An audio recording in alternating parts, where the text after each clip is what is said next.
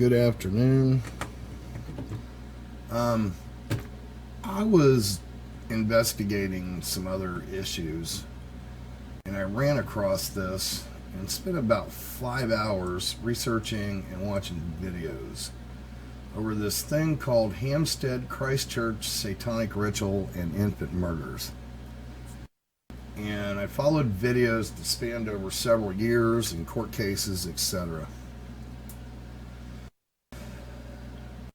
And a warning to anybody listening, some of this is rather graphic, and it is fucking terrifying to even listen to what this child is saying. And then there's some other stuff behind that will come after this, but this first one's pretty long. It's 2.5 hours. It is an actual interview with this child.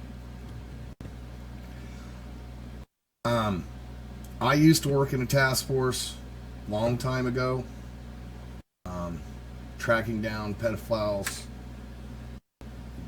child porn vendors, stuff like that, tracking them down over the internet and making sure they went to jail for as absolutely long as possible.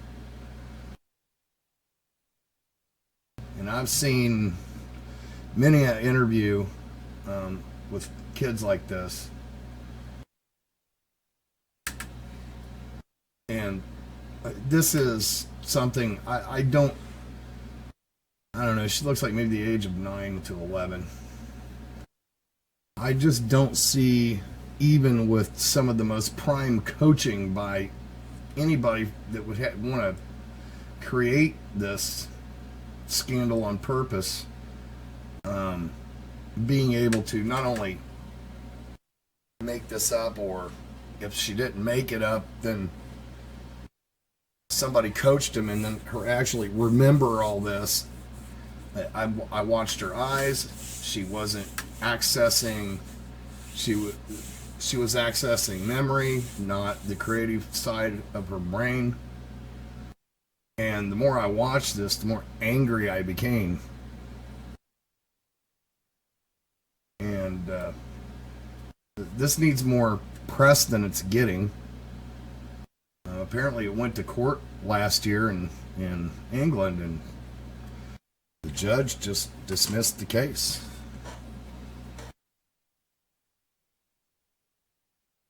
And if this stuff is going on, which the human mind does not want to accept that this kind of stuff could possibly happen. And I'm saying all of this in the beginning because I do not want to interrupt this interview, because I want you to watch this for yourself. And this is in DVR mode, so if you miss any of it, while on the live stream, you can actually pull the slider here. You know, you'll have the slider here that in the live stream is way down here at the end. You just pull it all the way back to here, and it'll start from the beginning of when I went on air. Also, I've found many mirrors of this video, and if in many of these other videos, and if some asshole wants to try to take down my channel, that makes you complicit to this, in my opinion. You know, I have had enough of this, people trying to stop the news, stop the information flow. I'm just really tired with it, disgusted with it, exhausted with it. Patriot community tearing itself apart, trying to be the one to get the scoop, and if somebody else gets the scoop before somebody else gets the scoop, and then the other person reports that somebody got the scoop, they're going to take their channel down. Anyway, again, graphic content as far as what she's talking about, so be prepared. Okay. Cleo's a police lady, and her job is to control. Okay. What I'll do, first of all, I'll tell you everyone's names so you're clear who it is. My name's Steve, and I'm a policeman, and I work here at Barnet Police Station. This lady here, her name's Cleo, Cleo and Steve. Cleo and Work Steve. with Jean Clement. I know I haven't met Jean Clement, but we do similar jobs. But he works in a different part of London. I think he works South. yeah, somewhere else. So Wood I've Green. never met him, but he does work. He's a policeman. Yes, he's a sergeant. Is he? He's a police sergeant, yes. is he? Oh, okay. And Cleo's a police lady, and her job is the controller today, and that means she controls everything that's going on there, making sure it's all working. Okay, and if you see, she had a pen and paper, and she might make some notes because she might want to ask something at the end. Do you want a pen? And then from then we'll talk. So that leaves one other person here, and that's you.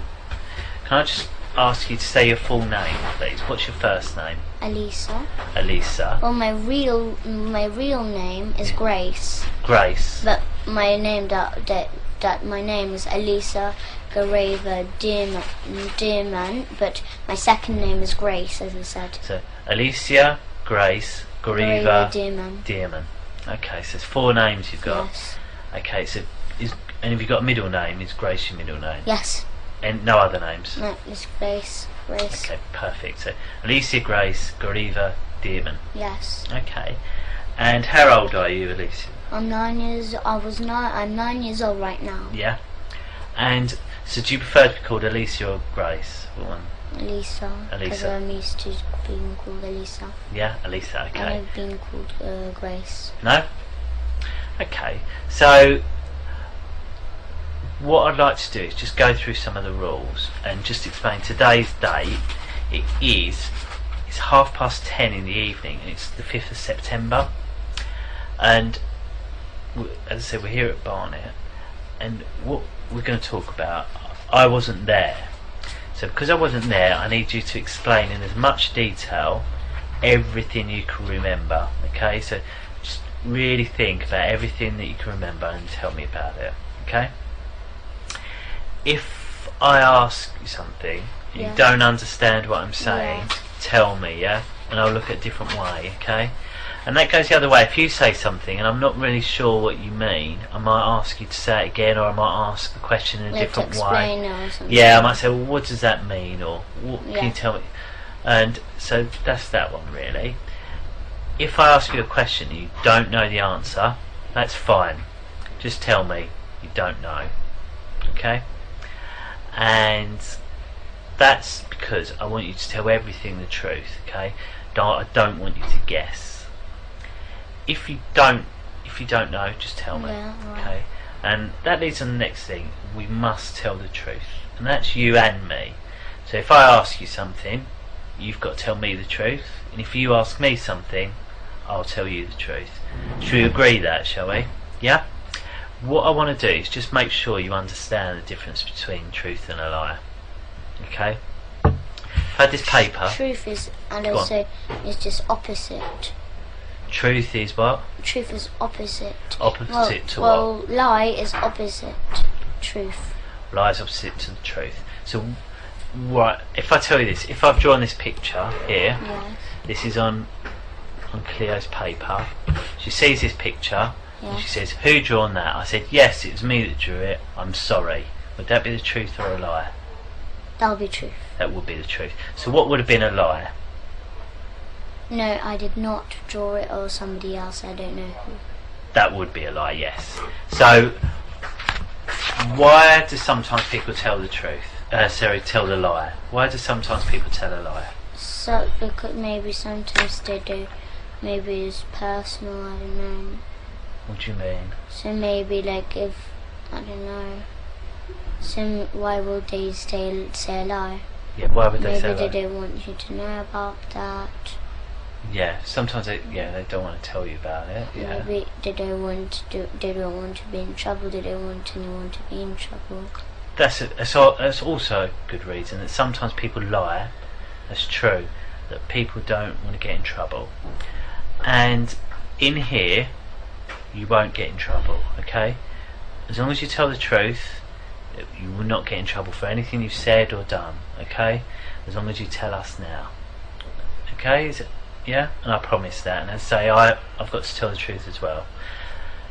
And from that, I need to say that includes if you use rude words or things like that. In here, you're allowed to use those rude words, okay?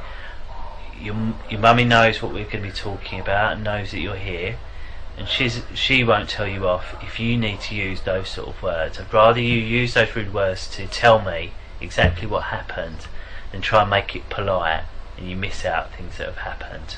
So I don't understand. Well, say for example, me and Cleo were having a conversation and you heard Cleo swear.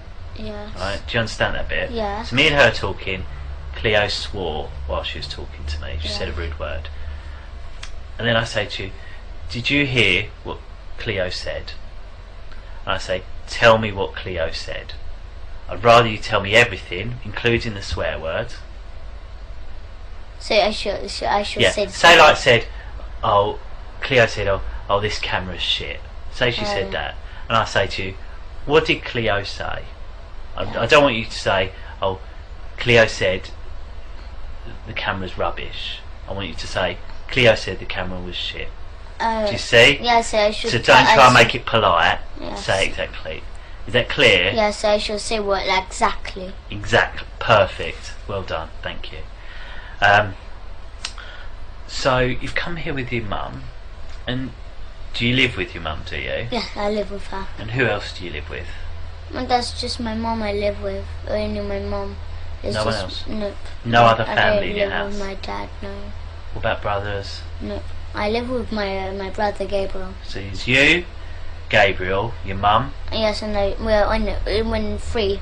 Three of you. Yes. Okay. And my big brother James, he sometimes comes. Oh, okay. And who's James? James is just my big brother, but he's not really like he knows this about this, but no, he doesn't really like doing it. What do you mean? So Sorry? my big brother James. Yeah, James. How old is James? He's about 17, but he's not really included because he doesn't really live with us. Oh, okay. So where does he live? He lives with his other dad. Oh, okay. Yeah, he doesn't live with us, but okay. he comes to visit us on Saturdays. Oh, I see. So is he your half a brother? Is he? And he is my brother. He is my brother. Right.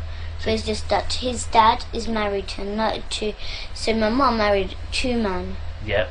So first is when my big brother was born. Yeah. And after she broke up with his name is Will. Yeah. He broke up with him. Yeah. And after him, she didn't marry, but she loved Ricky, which is my dad. Yeah. So then we were born. So then she broke up. So your dad is Ricky. James's dad is Will. Will Draper, and my mum's name is Ella Draper. But you and James both have the same mum, who's Ella, yeah? Yes. Understand. And what about Gabriel? Gabriel, yes, he's my brother, yes. And is he the son of Will, or is he the son of Ricky? Son's Ricky, me and Gabriel are so the daughter and son of Ricky, and James is son of Will. Perfect. So you live with your mum? Yes. And do you ever get to see your dad, do you? My dad, Ricky. Ricky, do you ever get to see him? Every two Saturdays, but actually, in fact, he lies to my mum, and he says that he just sees us every two Saturdays. And do you see him every 2 Saturdays? Orders. Okay. So do you see him every 2 Saturdays? Nope. We see him every single day. Every single day? And how do you do school, that? He comes to our school. Oh, does he?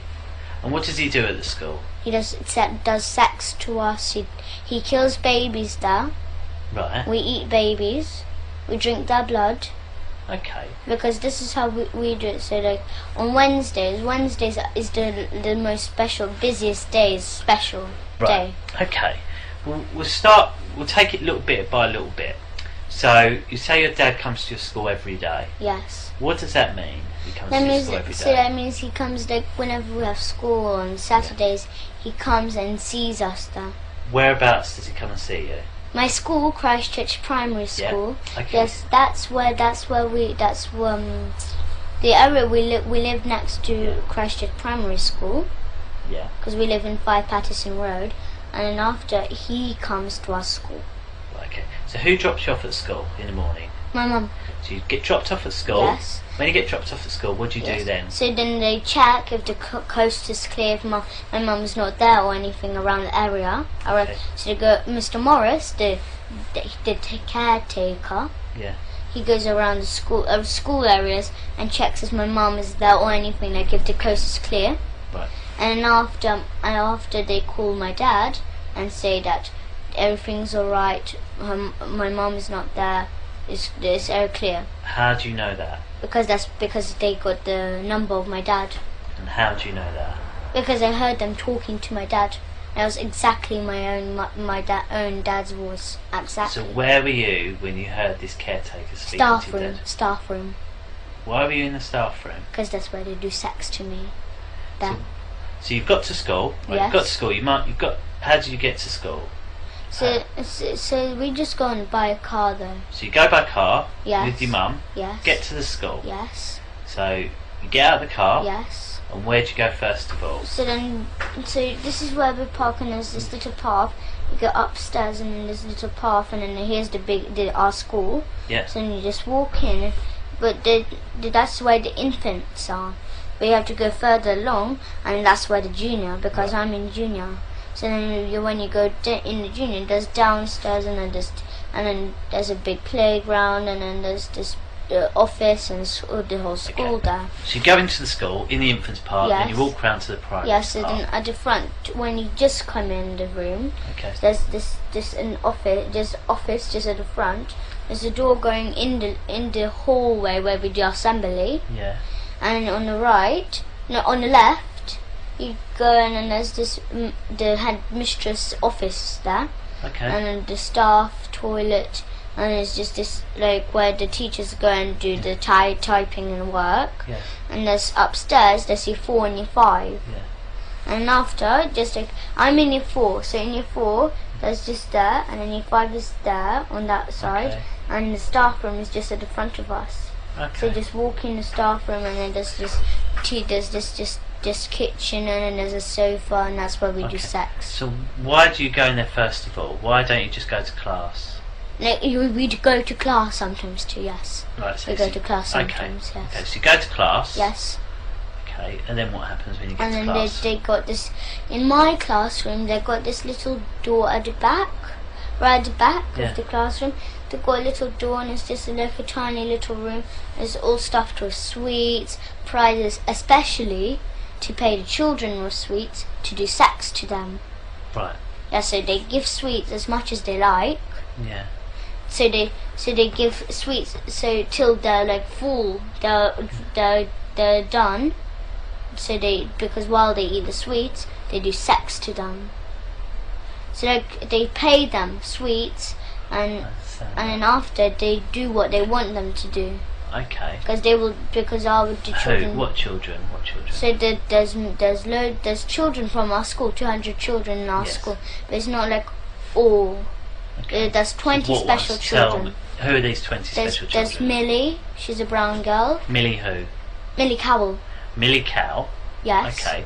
So how do you know she's one of the 20 special children? Because I know, because she comes and they do sex to her, mostly. Who's they? Who's they? The teachers, the parents, the staff. Every single teacher or specific teachers? No, the whole school does it. The whole school, and we got our own church Yeah. too. So because they do that, because after as I said, we kill babies, we drink their blood, we eat them. Okay. But then after so the social services who are in it, Yeah.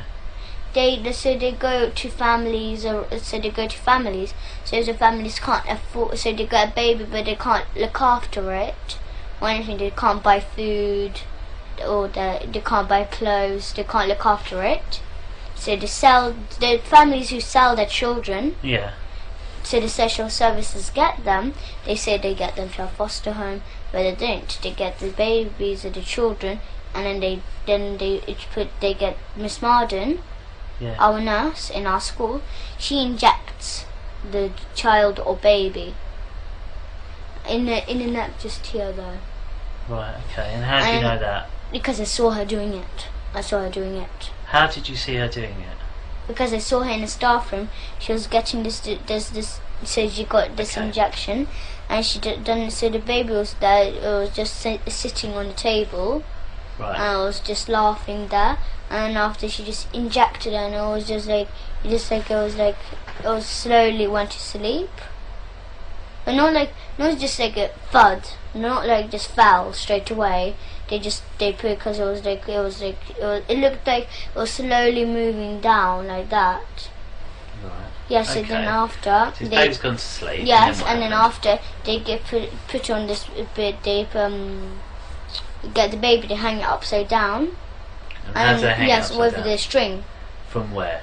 on the wall, because there's this little like is a screw, and they put a string as like a circle string, Yeah. tie it to the legs, hang it upside down, and then they get the knife they use for cutting the baby's head off. So you know this big ones, like this big Chinese ones, which you chop up coconuts and stuff. Right. Yes, they get cleavers, aren't they? No. Okay. I don't know what they're called. You've described it well enough. Yes. Fine. Okay. So then because our dad, he forces me and Gabriel to do it. But because we can't, we're not strong enough to cut the baby's head off, he does us to hold the knife, and he puts his hand at the top of our hand, and he helps us to cut the baby's head off. Because he's learning, he's teaching me and Gabriel, so when we're older, to do it to our own children and do this kind of stuff to our own children. Where is it this that happens? The church, in the kitchen in our church. The kitchen in the church. Yes, they okay. got. So Yes. right, this string. Tell me about this string. So it's just like, it's not just like just a thin normal string. It's a bit thick. It's like maybe that thick. Okay. And they tie around Okay. like in a circle. Right. Hang it up on Where do they tie it to on the baby? So it's like on legs. So they put the legs Right. together, tie it on, Yeah. and so it's like one string around and then one string attached, Yeah. and it's hanging upside down. They get the knife, but they don't just cut it off absolutely. It's still on. So they slide the head off, but it's still hanging on. So okay. Yes, and then there's a big white bowl on Yeah. the floor, and the blood drips in, and then we pour it in a big silver goblet. Okay. So where's this white bowl? Where did they get the white bowl from? They bought the big white bowl From where? from any shop, any white. And where did they get the bowl? Where did they get the bowl from this time? Any shop like this. So But you obviously didn't see them get the bowl. No, I don't know what shop, but I think they went to this what is it called, next to Brent Cross. Okay. It's near Brent Cross. And where is it kept at the In a church? cupboard. What cupboard? There's just like a normal cupboard, so it's like Whereabouts? like a cupboard, like a kitchen cupboard. Right. Okay. So And it's where like- is this kitchen cupboard? There's a kitchen in the church and Right. in a school. Right. There's kitchen. Yes. I've got it. This Yes. kitchen. So we're in the kitchen. Yes. Baby's hanging up. Yes. And you said that there's a Yes. white So bowl. then, yes. And it's kept in a Yes. cupboard. So what cupboard is it kept in? It's just a wooden cupboard. So it's like. Okay. So if I was to go in the kitchen, how would I find it? Tell me how I can find So this it's bowl. like, it's not as big as this room. It's Yeah. much bigger. Much Okay. bigger. Right. So it's just like maybe just around on this wall, just Yeah. around here. There's this little cupboard. Right. It's not little. It's kind of medium size. Right. There's a medium cupboard. So where's the door? So you Yes, described and the the kitchen. door is a bit like that. A bit Right. like that. So the door's over there. Yes. Then you said the cupboard would be in the other corner. Yes. Have I got that right? Yes. Yes. Okay. And is the cupboard up in the top or down Yeah. on the bottom? No, it's at the top, So like it's in a the top- middle, like that. Yes. And you say it's wooden. What colour wooden? Just normal brown wood. Okay, and there are any other cupboards around it? Yes, there is some other cupboards like around the walls. So, Lots and lots and lots. So it's just a few. if I come in, how can I go to that cupboard without making any mistake with one of the other So like if you come in a room, here's this sink, and here's this big table, and just this little, as I said, a cupboard. Okay. So you see this frame and it says wish. Yeah. It's like a bit bigger than that size, and it's just that that colour of wood, a bit brown, and then it's just this cupboard, and then just got the normal handles, and then just like this, just wooden handles. Okay. So you have to open, and there's this white bowl and a silver goblet. The two things that we use, the plates that we used to eat the baby on. Yes. So and they tell me and Gabriel, but who actually killed the babies was my father. He kills the babies. Okay. So the baby's hanging up, and you say, how do they hang it up? What do they use? You've got the string on the leg, and then what's it attached to? No. It's got a screwdriver on the wall. There's a screwdriver on the wall. Whereabouts on the wall? It's just like a wall. It's not like the same like this room. The door is actually there. That's the kitchen where we actually do that's the usual kitchen where we usually like. So you go in, through the door. So where's this screw on the wall? So it's just like the door. Pretend the door is just there. It's another kitchen though. Yeah. This is the kitchen that we usually use. Yeah. So how do I know that's a different kitchen? What's different about this kitchen? Because where is this it? is just a different shape, and it looks different. Whereabouts is this kitchen in our school? Whereabouts in the school? So it's just like this school, just this normal kitchen school. The kitchen. Yes, where they make the school dinners. So, right, the school canteen kitchen. Okay, so it's in there. So you go in the door. Yes. Where's the screw on the wall? So it's just like that. It's just like this. So here's the door when you come in, and there's this little screwdriver. Screwdriver. Screwdriver. It's not a screwdriver. A screw. Right, a screw. Yes, it's in the wall. Right. But it got a space on. Yeah. So you have to hang the string on. Yeah. But you make sure it's still it's like secure. Yeah. So they put because Mr. Morris he works hard. He works with hammers. He works that kind of stuff.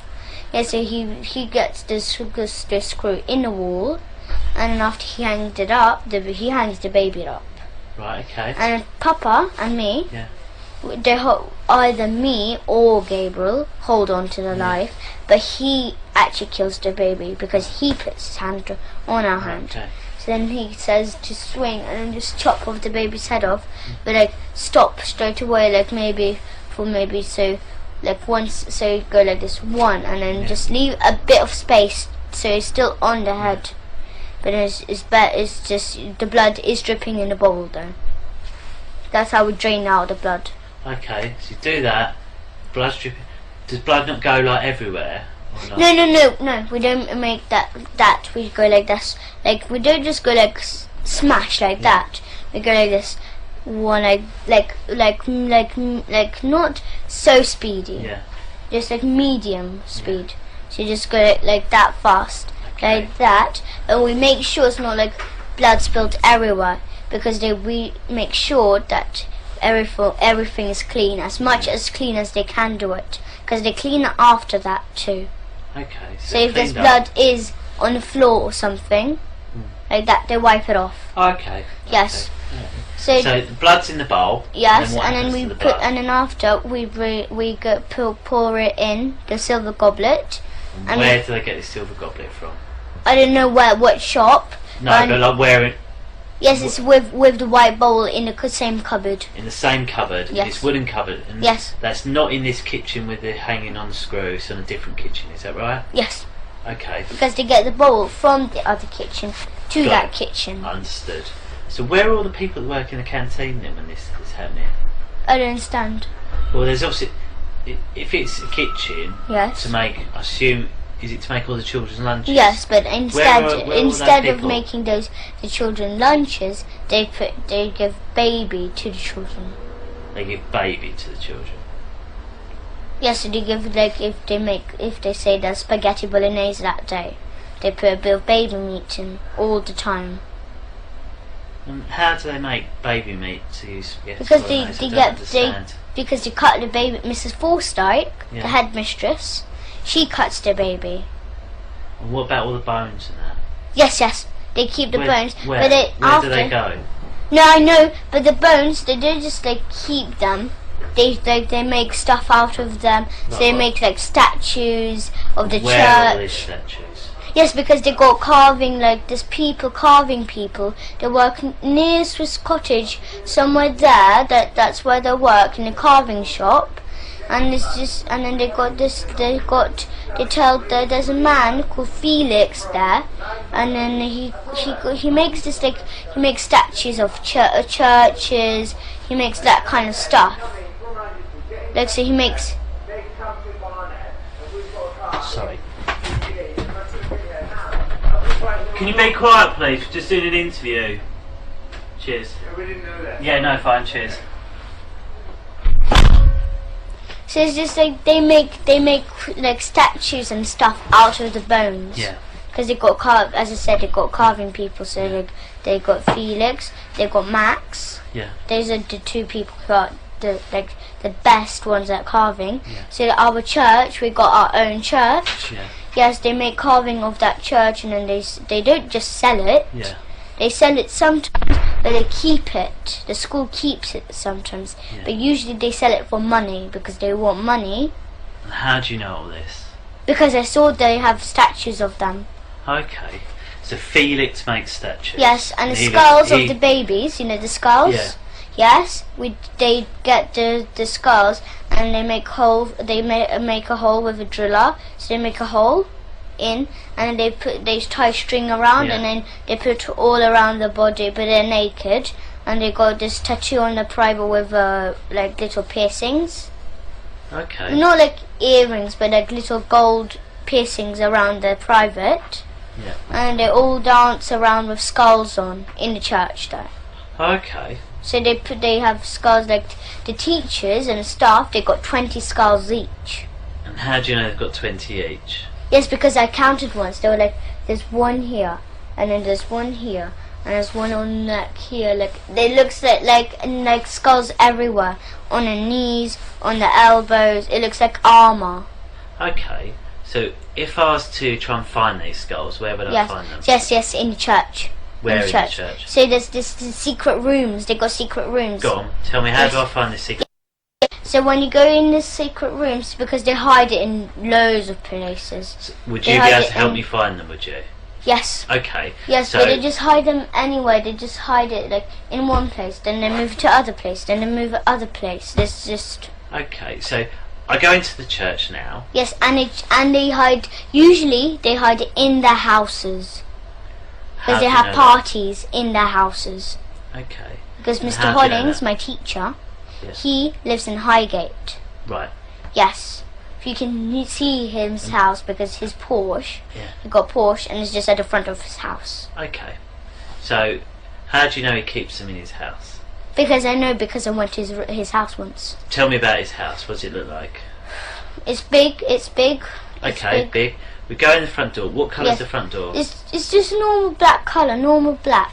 Normal black? Yes, so yes. I go in. I've gone in to Mr. Peter's house, was it? Sorry? No, Mr. Hollings. Mr. Hollings, sorry. Gone into Mr. Hollings' house. Yes. Through the black door. Yes, and then there's this what do I go into? Corridor. There's a corridor. Tell me about the corridor first of all. So there's a corridor, and it's just got a little corridor, and there's this little table there, and the shoes there, all his kind of shoes. Yes. Right. Stop there. Stop. Yes. Sorry, I don't mean to. It's rude of me to interrupt yes, it's you. okay. I'm sorry. So we've gone into this corridor. You see it's a small corridor. Yes. It's a table. Yes. With shoes. Yes. So tell me about the table. Tell me everything about this table. This table is it's not it does not have stuff on. It doesn't have just skulls on. It doesn't have that. No. It got just maybe car keys. Maybe it got his jacket on. Okay. Maybe it got his bag on. I don't know. Different kind of stuff. Personal stuff. Okay. So this table, what does it look like? It's just a normal, a square table. So it's square. Yes. Because obviously, there, in here, someone could describe that as a table. This as a table. So they're all very different, aren't they? So tell me about, first of all, if you stand up for me, Yes. stand up. Can you stand up? So how high to you is the table? Here, Okay. here, somewhere here. Okay, so it's somewhere there. And Yes. then what colour is it? It's just normal, like black colour like this. It's normal wood and black. Wood and black. Yes, So it's just wood and normal. black. Yes. Okay. So it's up. So it's a little bit higher than this table. Yes. It's wood and black. It's Yes. square. Yes. So it's just like that big, like Okay. that. That's the same like this and like this. Okay. And then, right. So that's the top of it. Yes. Described, and it's square. Yes. And then when you go down a bit, what's Yes, there? just under the table there's shoes there, his shoes there, so Okay. like all his different kind of shoes. So His under the shoes, table yes. keeps his shoes. Yes. Okay. And then what about the floor? What's on the floor? On the floor is just, as I said, it's just got shoes on. And Okay, you got a but little what's the carpet. floor? Sorry? It got carpet on the Carpet. floor too. What sort of carpet? Well, it's not like carpet, like it's not like carpet everywhere. There's a Okay. like, you know when you come in the house and there's just usually a small carpet at the front of the door. Yeah. It got that, and then the rest is just wooden. What Wooden, sort of just wood?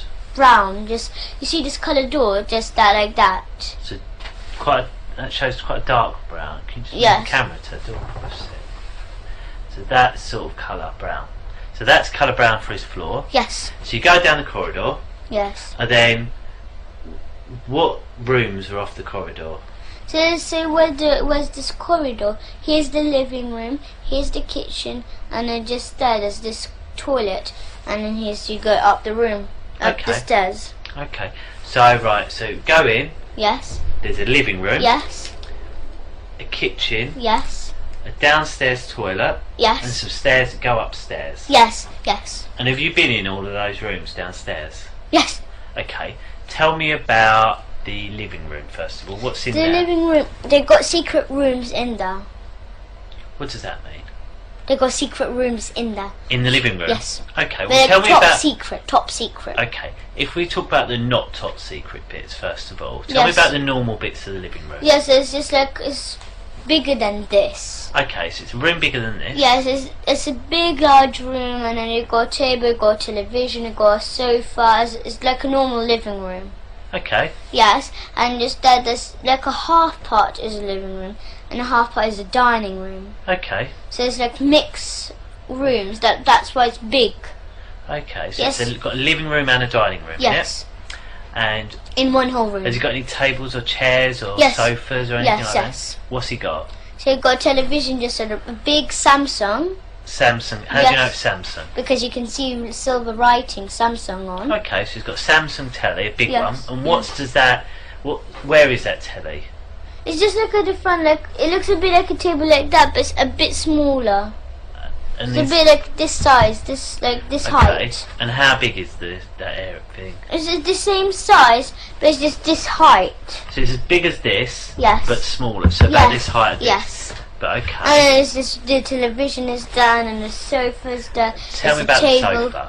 What sort of sofa So it's you just got? like it's not like a sofa. It's not like a multicolored.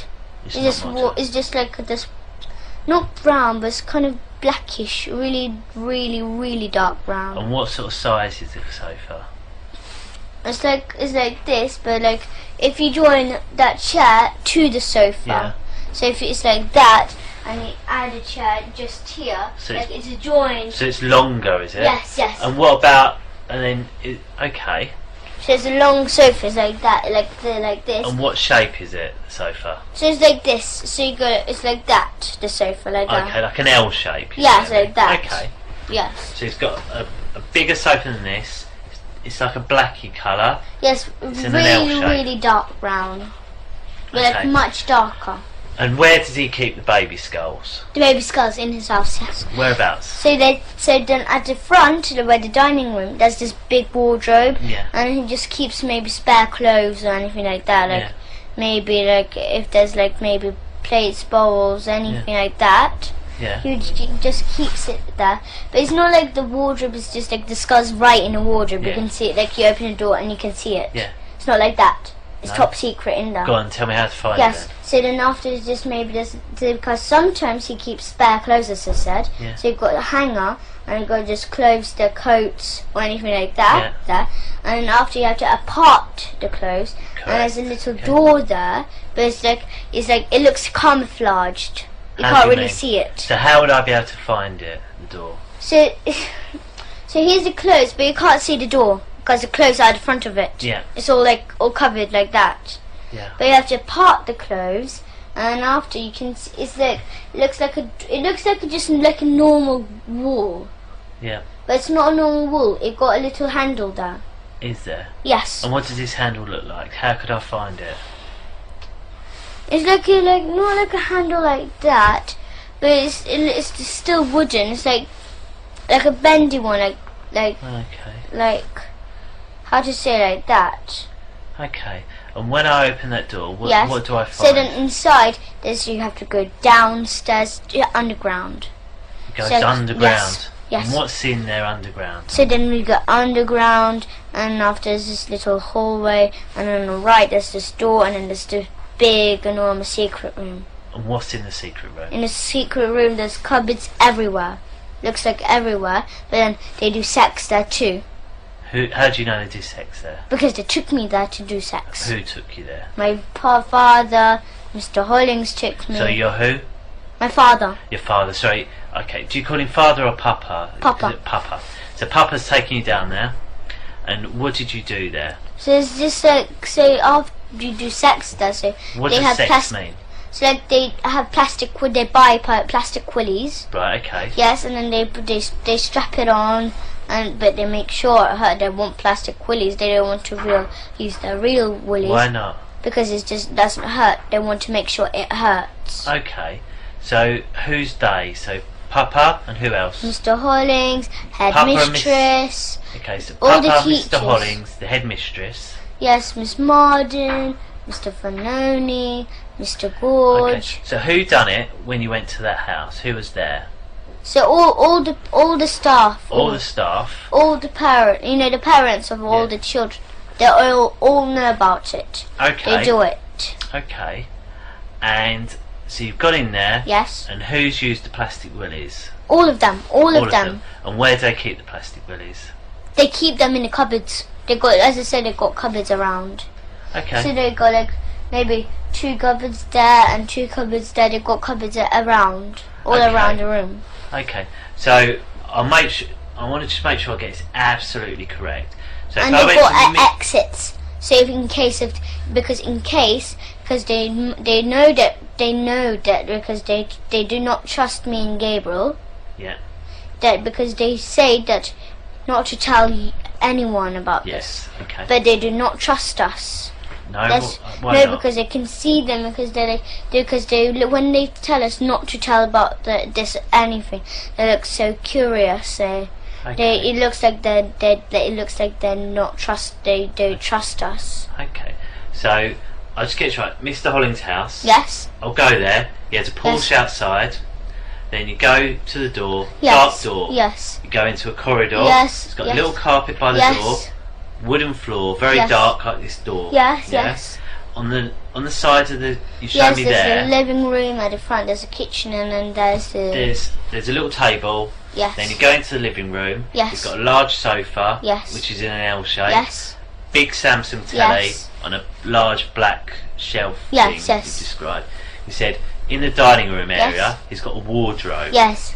Then and it's all just stuffed in spare clothes, as you said. All stuffed with spare clothes, but if you part it, you can find a little door. Yes, but you can't really cellar. see it because it's kind of camouflaged. It's camouflaged. Like, yes, it looks a bit. But there's a little wooden handle. Yes, yes. You can open that. Yes, but they've got exits. The thing is that they've got exits there because they can run out the house too. Right. Okay. But you go down into this. It takes you into a basement. Yes. And then in there's loads of cupboards. Yes, loads of cupboards and in there. Yes. Your dad, Papa, Mr. Hollings, some other members of staff. Yes. Have then had sex with you. Yes. Using plastic willies. Yes, and then they touch each other. Okay. And as I said, they sell me and my brother for £50 each every single day. To who?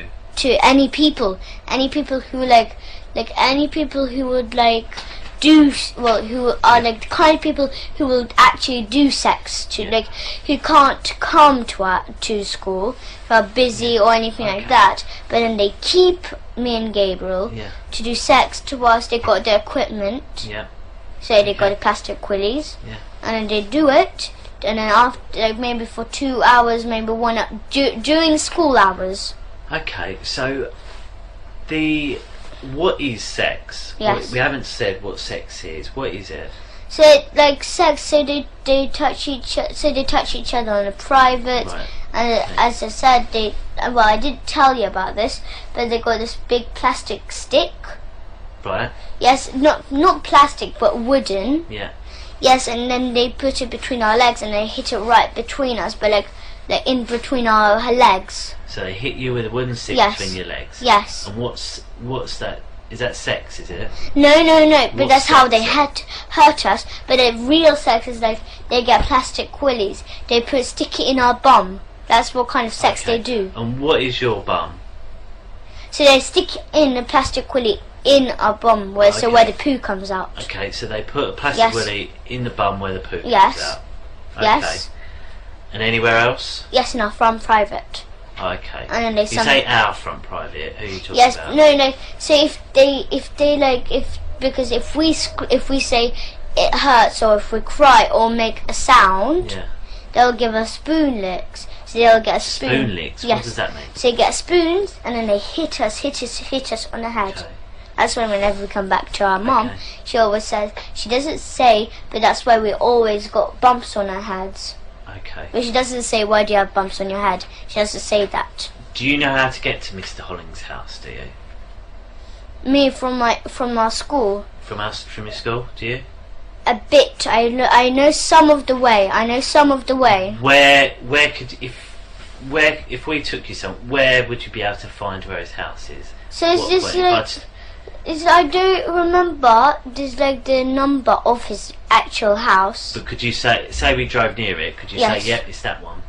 Yes, I can spot it because he always no matter what, he always parks his Porsche at the front. Oh, okay. Always. I know, his car looks like, I know absolutely. Do you know what street it's in? What the name of the street is, or where? No, I don't remember, but I know it's Highgate. It's Highgate. So, if we went to Highgate, would you be able to find the house? Yes. If we drove around Highgate, and if I spot if I spot the house, because I know how the house looks like. But obviously, there's maybe 1,000 houses in Highgate. Yes. So how would you know where to go? No, because say, turn left down this street. No, but that's because when me and my Abraham, my mum's friend, and my mum and Gabriel, we go to our friend's house called Gary. Yeah. Yes, and then you go through Highgate. He lives near Highgate, so when you go through Highgate, just at the bottom of Highgate, he lives there. So then when we go through, when you go through on the left, you can that's the road where I remember. That's around there. That's where his house is. So if we went to Gary's house, you'd be able to tell me from there, would you? Yeah. But my mum and Abraham knows how to go to Gary's house. Okay. So when we're on the way, I know. Yes. Okay. And has anything ever happened at your dad's house? Yes. What? My father lives at Angel Road. Oh, okay. But it's like on the corner, right on the corner. And what happened there? And so they got the same like Mr. Hollings. What? A bit the same house, a bit the same. In this the same looks this like I said, the wardrobe, that kind of stuff. That's the same. So they got this stairs downstairs. Yes. Okay. So if I went to your dad's house, get to your dad's house. What colour door's his? Yeah, his one is kind of lightish brown. So it's got a lightish brown door. Yes. So go in there. Yes. Where's this wardrobe? In the living room, as I said, a bit like Mr. Hollings. So go to the living room, and what does this wardrobe look like? It's not like Mr. Hollings's, but similar. It's long. Okay, so go to the wardrobe. Yes. And how do I get through the secret door? How do I get into the secret door? Yeah, they got keys. They got keys to the door because Mr. Morris, my father, Papa. How could I tell there's a door there? So I go to the wardrobe. Yes. How would I know that it's not just the back of a wardrobe and it's a door? How could I tell? What's different about it? There's no difference. There's no difference. Where'd you put the key then? I don't know. No. There's no key to go in a wardrobe. Yeah. There's no key. Right, sorry. But when you go down the stairs into the secret room, underground, they got the room in there. They got the keys to it. Okay. Mr. Morris, Papa, Mrs. Forsyth, Mr. Hollings, they got like big bunches of keys. Big. So how do I get? So open the wardrobe. What's in the wardrobe? So it's just stuffed in with clothes, like stuffed spare in with clothes. Yes. So I get all the clothes out of the way. Yes. Then what do I find? And then after you find it looks like just like a normal wardrobe wall because it's camouflaged and it makes sure you can't see it. Yes. So but how do I there find the door? Because it's just right in the middle. So this is the wardrobe. Would I be able to see like the gap or not? No, it's like camouflage. So like imagine this was like red, and then imagine this was like this is the same colour. Would I be able to move the wardrobe out of the way and find a hole in the wall? Would I or not? No. That's Why not? No, because you have to. The door is attached to the wall, and it got stairs going down. So if I move the wardrobe, would I see the door? Yes. Okay. But then if so is that the best thing to do then, is it? Yes, sometimes, yes. But sometimes when they go in the wardrobe and they go downstairs, they close behind the door, and then they got this another it looks like another brick wall. It looks like a brick wall door, and then they close it behind too. Right. So it looks like a double door. Let me just make sure I'm clear. So go to your dad's house. Yes. Wardrobe's there. Yes. I'll move the wardrobe out of the way. Yes. There's a door. Yes. I go down the stairs. Yes. And then what do I see down the stairs? Down the stairs you go down, and as I said, they got a little corridor, a little hallway. Yeah. So then there's a little hallway, and then on the right, just here, there's just just a tiny corridor. So maybe like from here to here, and then there's this door. Just here, and then that's where the secret room is. But it got special keys though. As I said, it got big bunches of keys. Got it. Understood. It got loads. Like, okay. Look, So if you go to Mr. Morris, in our school, if you wait till our school, so today's Friday. Yes. So wait till Monday or Tuesday. Yeah. Go to our school, catch Mr. Morris. Yeah. He's a big, tall guy. Okay. I'll catch the whole school, catch all the staff there. What children? You told us one child to speak to. What other children do you Millie think we should Carroll, speak Sophie Hurliker, Sophie Jack Hurliker. Jones, Ella Darby, Mia Gavish, loads of other children, loads. to? Okay. But me and Gabriel Are any of these your friends out of school? Sorry? Are any of these friends of yours out of school? No, but Millie Carroll, she left school Why? because she doesn't like it. Where's she like gone the now? sex. She went in Salisbury's. Salisbury? Yeah. Okay. Yes, but Lovely. still, because when she went to Salisbury, she thought that was the school it won't do, because other schools do it. So, Hampstead Parochial do it, St. Luke's does it, all the Hampstead schools do it, the area. Really? New End. Okay. This, you know the school with this tree? The school with this tree. I don't, but we'll find out. That school, and then there's the school, it's between houses. Okay. And then there's this like between houses there is, and you know there's in our neighbours, on our road, 5 Patterson Road, up there. Here's our house, and just go up, and just there's this. We've got a neighbour. She's Russian, and she's in it. Your neighbour? How do you know she's in it? Because she comes to school because she got 2 sons. Yeah. One just a tiny baby. It's Russian though. His name is Misha. Misha. Yes, and the other one is called What's Sasha. his real name? Sasha. So Alexander, is it? And Yes. His real name is Sasha, but they call him Alexander. Well, Alexander's his real name, isn't it? Yeah. Okay. Yes. So then that family, they do it. They have I don't know what the school is called, but it's just, do you know Tesco next to this parish church? Yes. Yes, there's Tesco, and then just like when you go there, there's this station, Yeah. And you just go down and down, and then you can see the post office there, and you go straight down, and it's on the right. You can see this little road, and then you go there, and after there, and after there's the school. You know the school between there. Yes, that school. That's where they go. That's the school, paedophile school. Paedophile school. Okay. We'll have a little break. Is that all right? I mean, me and Claire just have a quick chat, just see if there's anything else we're going to cover, because I know it's late and I don't want you getting too tired because it's been a long day for you. I'm not really tired anyway. Really? You've done very well. I'm full with food in my tummy. Yeah, what did you have?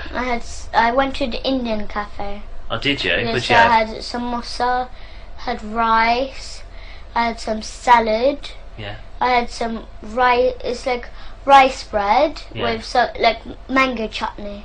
Oh, right. Yes, I had that, but I'm just so full. I bet you are. I had this enormous plate like that. Okay.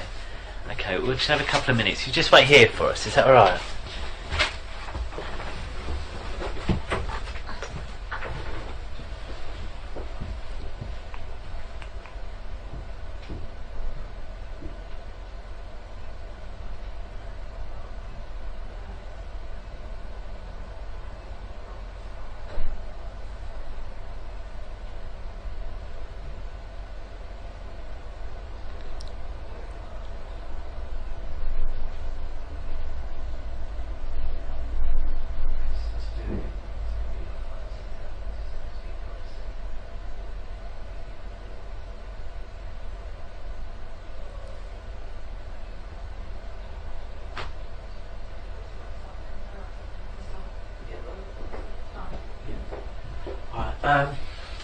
What we'll do, because I think it sounds like you've got loads and loads to tell us, doesn't it? Yes. I think it's best if maybe we talk a couple of different times, because I want to try and remember, because you told me so much already. Tomorrow. Well, what I'll do, I'll speak to your mum and see what she thinks is best, because obviously mums know best, don't they? Yeah, so we'll ask her and we'll speak to her about what she thinks is best and where we'll go from there, okay? And then we'll sort of decide a plan of action. What I might ask to do is, if I showed you on a computer what we think is your dad's house, Yes. can you tell me yes or no if it's your dad's house? Yes, if you think that's my dad's house.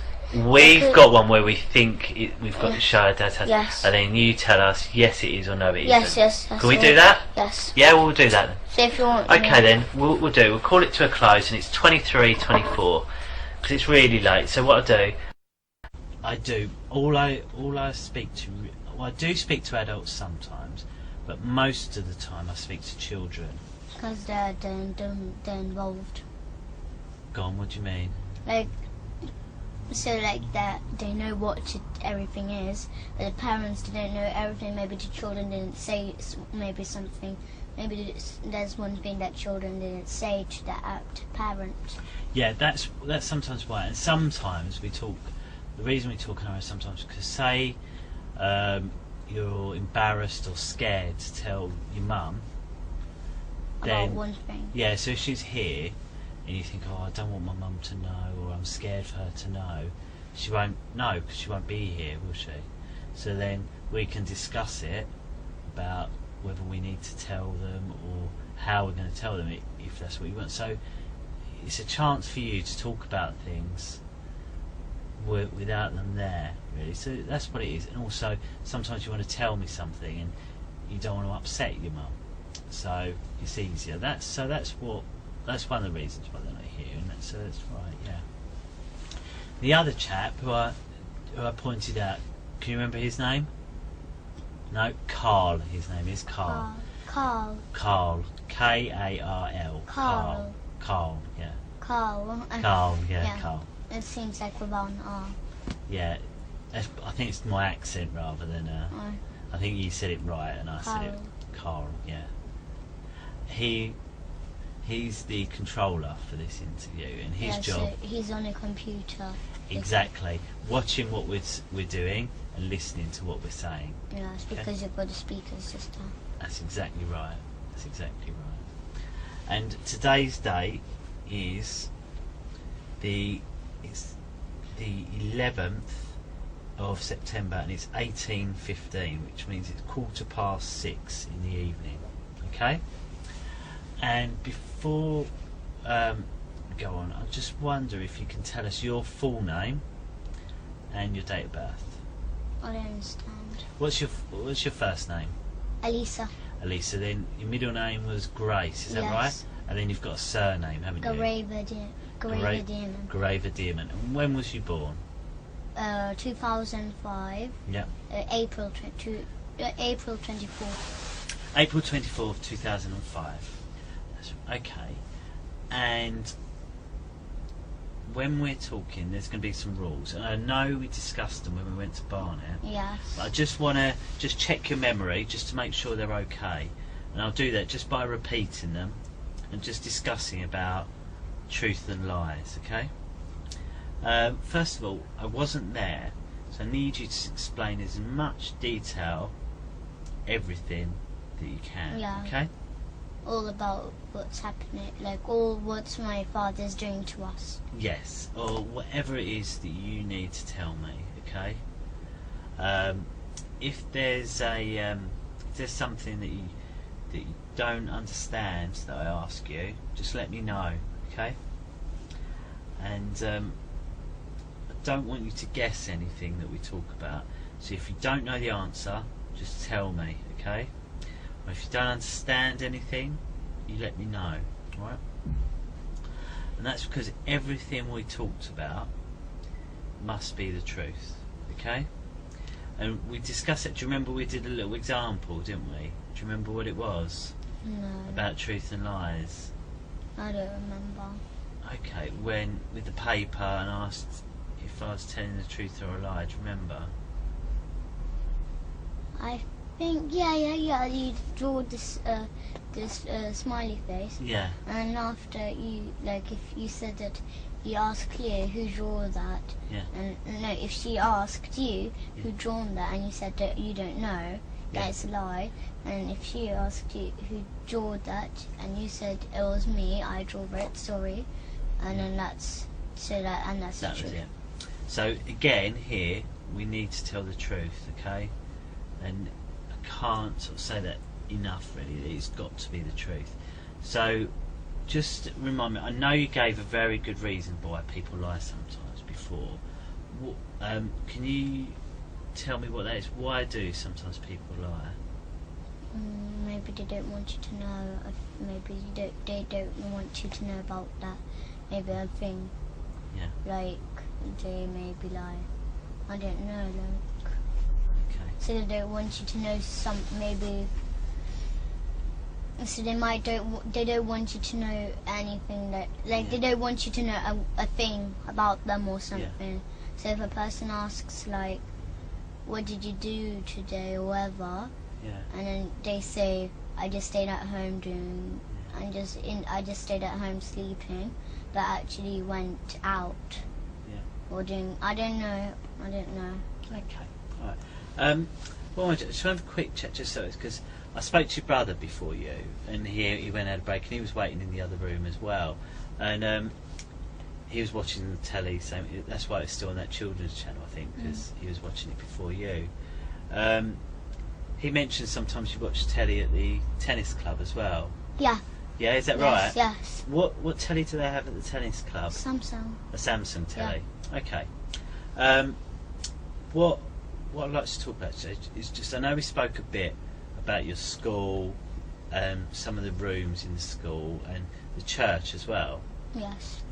What I'd like to do today is just talk a bit more about the church, if that's okay. Yeah. And ask you what you can tell me about this church. Yes, and we dance in the church with the baby skulls on. Do you? So Yes. where is this church? It's just like, our school is just here, and then there's just this little path you go out of, like, this is little. So here's the school, and here's the exit door, and then there's just a little path, and then here's the parking space, and then next to the parking space there's this big church. Okay. Yeah, that's where it is. Okay, so when you get into the church, tell me what it looks like. Well, there's a little pathway inside the church, so you have to go, like, you go in the church and then you go up the stairs again, and you go, and then there's this little path again, and then you go up the stairs, and there's another path going into the church, and then there's this big hall with the seats. There's like the church rows, well, where the seats are all in rows, and after this big like carpet. Like it's like two little stairs and big space. Yeah. At the front, and then that's where they dance with the skulls on. Okay, where do they dance? On that like kind of carpet floor. Okay, and so how do they do it? Is there nothing there on this carpet floor? No, really, there's just this little table. It's not actually little. It's a table with two big candles on. Okay, and is that the whole of the church? Is there any other rooms or anything like that? Yeah, there's a nursery inside the church. There's a nursery. Oh, is there? There's a nursery. Yes, oh, yes. Okay. There's And a nursery anything else? at the end. Yes, so there's a nursery, and there's this little room. There's a little room in the church, though. Okay, So- what's in that little room? Yes, they keep the skulls there. Okay. Yes, but it's not like so secret, but still they got the keys to the church because Okay. they're like Mrs. Forster, the headmistress. She's in charge of the whole church, Right. and Father Paul, he's the priest. Okay, so you go into the church and you say there's all the chairs. Yes, You walk down. Yes. There's a couple of steps which carpet but not carpet. Yes. And then there's a table on the Yes. top, and that's where they dance. yes, they're You not say- not on the table, but the rest is all big space. Okay. And Well- then you said there's a room that keeps some skulls in, Yes, and there's a and nursery. then they keep. Yes, there's a nursery too. What's but the some- nursery? Do you call the nursery anything else? No, I in this don't nursery? know, but we just call it a nursery, really. Okay, so you go into the nursery. Yes. And what's in the nursery? So in the nursery says there's just we do ACE. So ACE is kind of a club where you act, Yeah. sing, dance, or like that kind of club Yeah. in this nursery. Yes, but then sometimes the nursery does not work. Right. Sometimes maybe like one day it doesn't work and then the other day doesn't. It does work, but there's like a little spare room there with. So it's a small room. A small room is just like where the seats, well, not seats, the wooden seats. Should we draw it? Would that be easier for you, Yes. do you think? Okay, should we draw it? Do you want me to move the table? Are you right sitting like Yeah, that? so- Yeah? You sure? So It's like we'll when draw you- the church. So when you walk in here, Right. it's just this like seats here, Yeah, all at the back here, and then there's this little path yeah, where you walk through, lovely. and then after, just on the side here, all around here, that's where like all the side is all nursery. When you come in, there's this big room where we do the club. What? The club. Oh, Ace. Yes. So it's- where's Ace? Ace is just here in a big house. It's like a big room. there. And how'd you get into that room? Yes, this is a big door. You just Okay. go in. Okay. You got a lock. Keys Okay, to so you it. go into this room, Yes. and what's in this room? Yeah, in this room, it does not have skulls in or anything like this. No, what's in there then? But it's just like it's a nursery room in there. Right, so you go in the nursery room. Yes. So, right, should we draw the nursery then, shall we? Yeah. So there's the nursery. So it's just like tables, and then that's where they wash their hands. Here's the pegs where Yeah. the cloakroom, Yeah. and after it's just this big space all around. Okay. And then there's a little door going into the toy room, so Oh, where okay. all the toys are kept. Okay. For the and children to and play what's in the toys room? Yeah, so it's just toys around there, but then after they keep cupboards. But then the headmistress, she tells the nursery, so that to the nursery that those cupboards, that if they can keep them, but like not look into them, or like use them. Or And they're in the anything. toy room. Yes, Okay. and then after What's in those cupboards? in those cupboards they got the big white bowl where they put where the Oh, blood okay. drips in. Okay. Yes, and then they got the cleaver, this big Yeah. Chinese one that's like that big knife. Yeah. Yeah, they keep that to cut the baby's head off too. Okay. And then so you know where the church room is? Just there. This is another nursery room, but they barely use it. They never go in there. Okay. Is there There's- anything in there? Yes. What? It's like a little room. It's like as big as this room. There's another door going into a kitchen. Okay. Yes, they keep it like a nursery kitchen, but they don't use it. So through that door, there's a nursery. There's a room. Yes, It's an like, old nursery yes, and a kitchen. Yes, But they don't use it. Yes, there's a door. This is like how big it is. Yeah. It seemed like that big, and then there's just here. There's this little door, and not little. It's a door, a normal sized door. And when you go in, there's just a big kitchen, and then you've got just a big silver fridge. Okay. They keep like leftover of the baby meat there. Oh, okay. Yes, and they keep the white bowl. Sometimes if there's any blood left over, so because my dad, whenever he eats maybe like sometimes he eats 2 times a day, like baby 2 times a day. Baby too. Okay. Yeah, sometimes like that. If he feels like eating more baby. Okay. Because we have one big piece, like that big piece of baby every day. Right. Okay. So let me just get straight. So you go into the church. Yes. Then describe this stairs, carpet area with the table. Here's then the carpet areas all around there, but it's like much bigger space all around here. Okay. Then there's one room that is a nursery with a kitchen in it, which you can.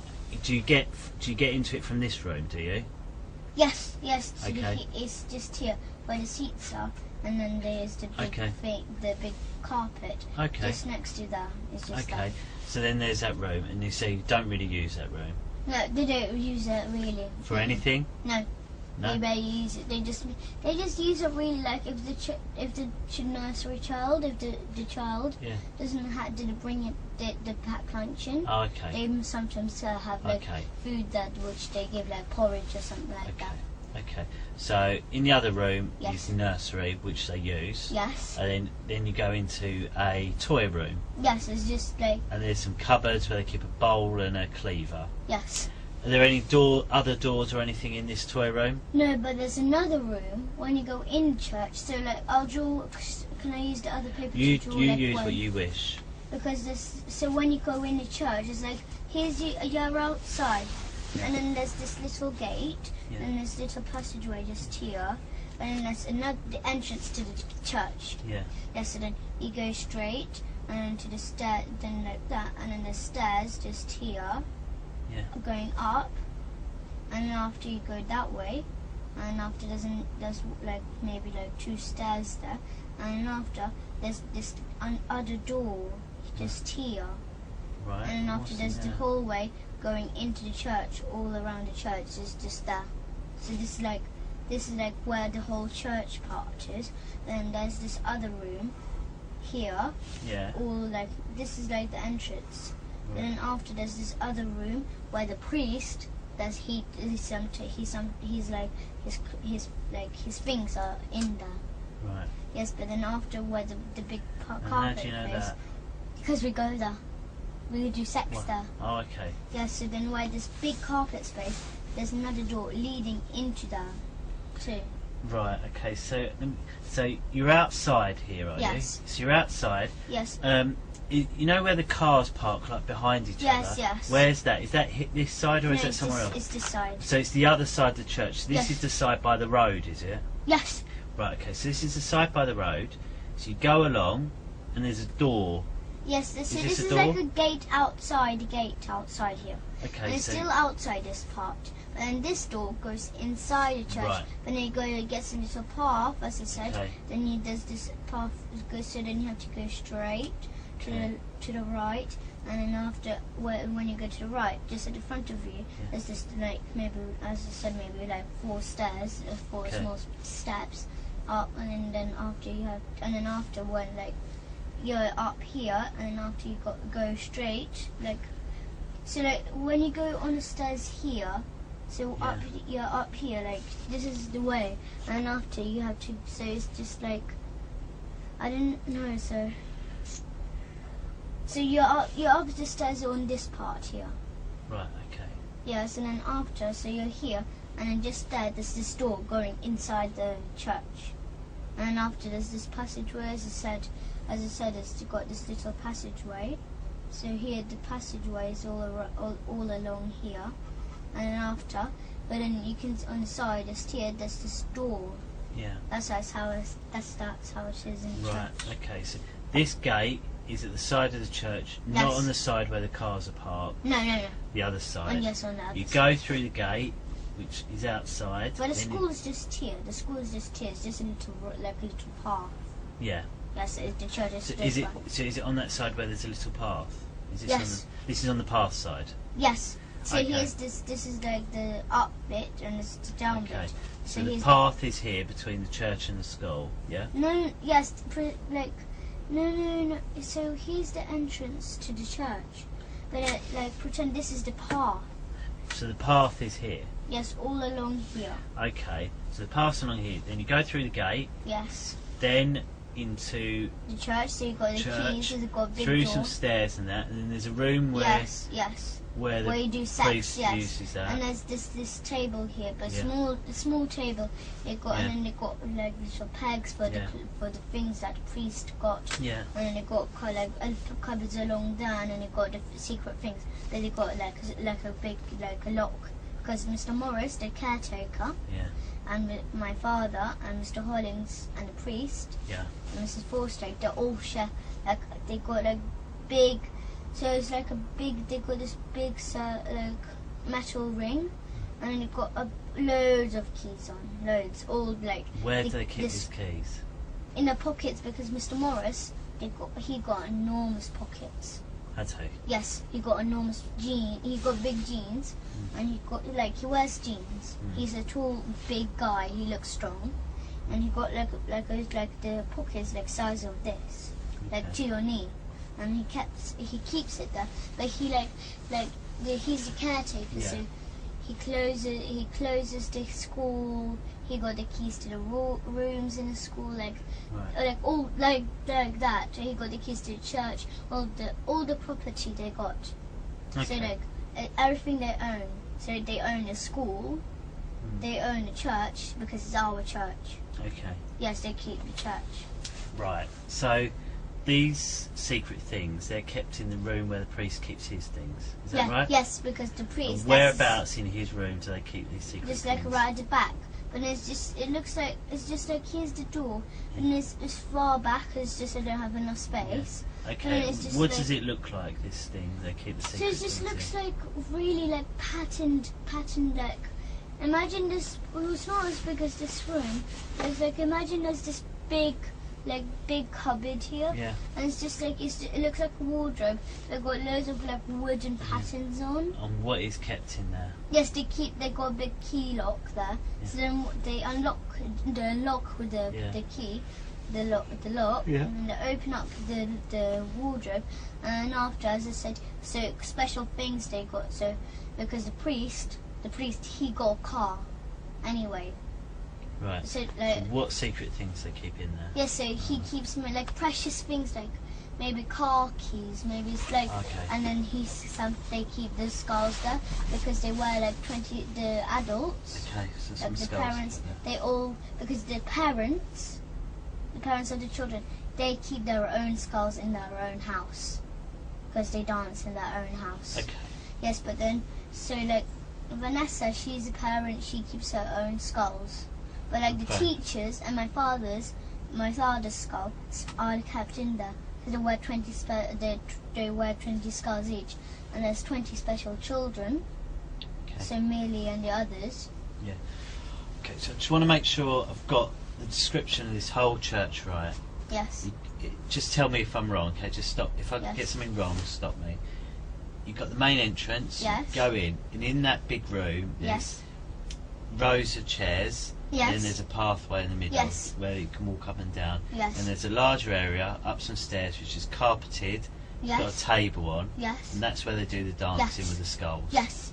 Yes. Then- Right back. Yes. Then there's two nurseries. One's not used very much. Yes. And it's got a kitchen with a silver fridge. Yes. And sometimes they make porridge for the children there. Yes, but they They don't like. keep- But they keep the porridge into the cupboards where with food like honey or whatever they use for the porridge, Okay. or maybe like jam, because they sometimes make toast for the children. They don't use the fridge really. It's just porridge. It's just Okay. like And then they keep bits of baby, Yes, leftover yes. baby and leftover Yes, but blood. they don't let the headmistress. They make sure that they do not let the nursery use they've used the fridge. They're not allowed to use Yes, the fridge. yes, they're not nursery. allowed. And how can they not get in the fridge? Why can't the nursery because just open it? one is that the headmistress. Yeah. She's still the head of the church. Yeah. So She's say the head like of the nursery. say like one of the nurseries bought a yogurt in because they were hungry for lunch. They thought, actually, I'll just put it in the fridge. Why couldn't they just put it in the No, fridge? they're not allowed. Not allowed. Not Say allowed. there was But they in the room, like the staff room of the nursery. So the nursery room. There's at the back. There's the store, and it's the exit of the nursery. Yeah. To the other side, and then there's just a toilet for the nursery, and instead there's this room where the people who work in the nursery. That's where they all rest. They got their own fridge there. Okay. So To there's a keep little things- room off the nursery. Yes, they already got their own fridge. So you go into the nursery. Yes. You said there's a little tiny room off it that's for where they can Yeah, rest. like an office of the nursery. There's an office in the nursery where they Yes. can rest. And also there's a toy room. Yes, Yeah. a toy room, like right at the back of the. Back of you go in the toy room, then there's a cupboard. Yes. Are there any other doors? No, in there's this room? no doors really. It's just cupboards and all on the sides is just packet of toys everywhere. So you definitely can't get in. Yes. If you go into that, Yes. you can only go back into the nursery. You can't go anywhere Yes, else. it's just like just cupboards there, and it's just got toys everywhere around you.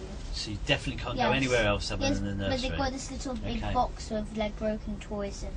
Okay. But they don't keep they make sure because they make sure that they Okay. can't. They make sure headmistress. She's still the head of the nursery.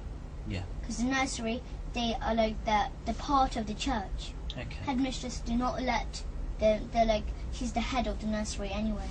Okay. So she does not let the nursery teachers, nursery staff. They do not she gives them rules do not go in the cupboards, do not go to the fridge or anything. But because Mrs. Forstake, she doesn't really trust the nursery. She got her own locks on the cupboards anyway. She does not really trust them. Okay. Just in case if they do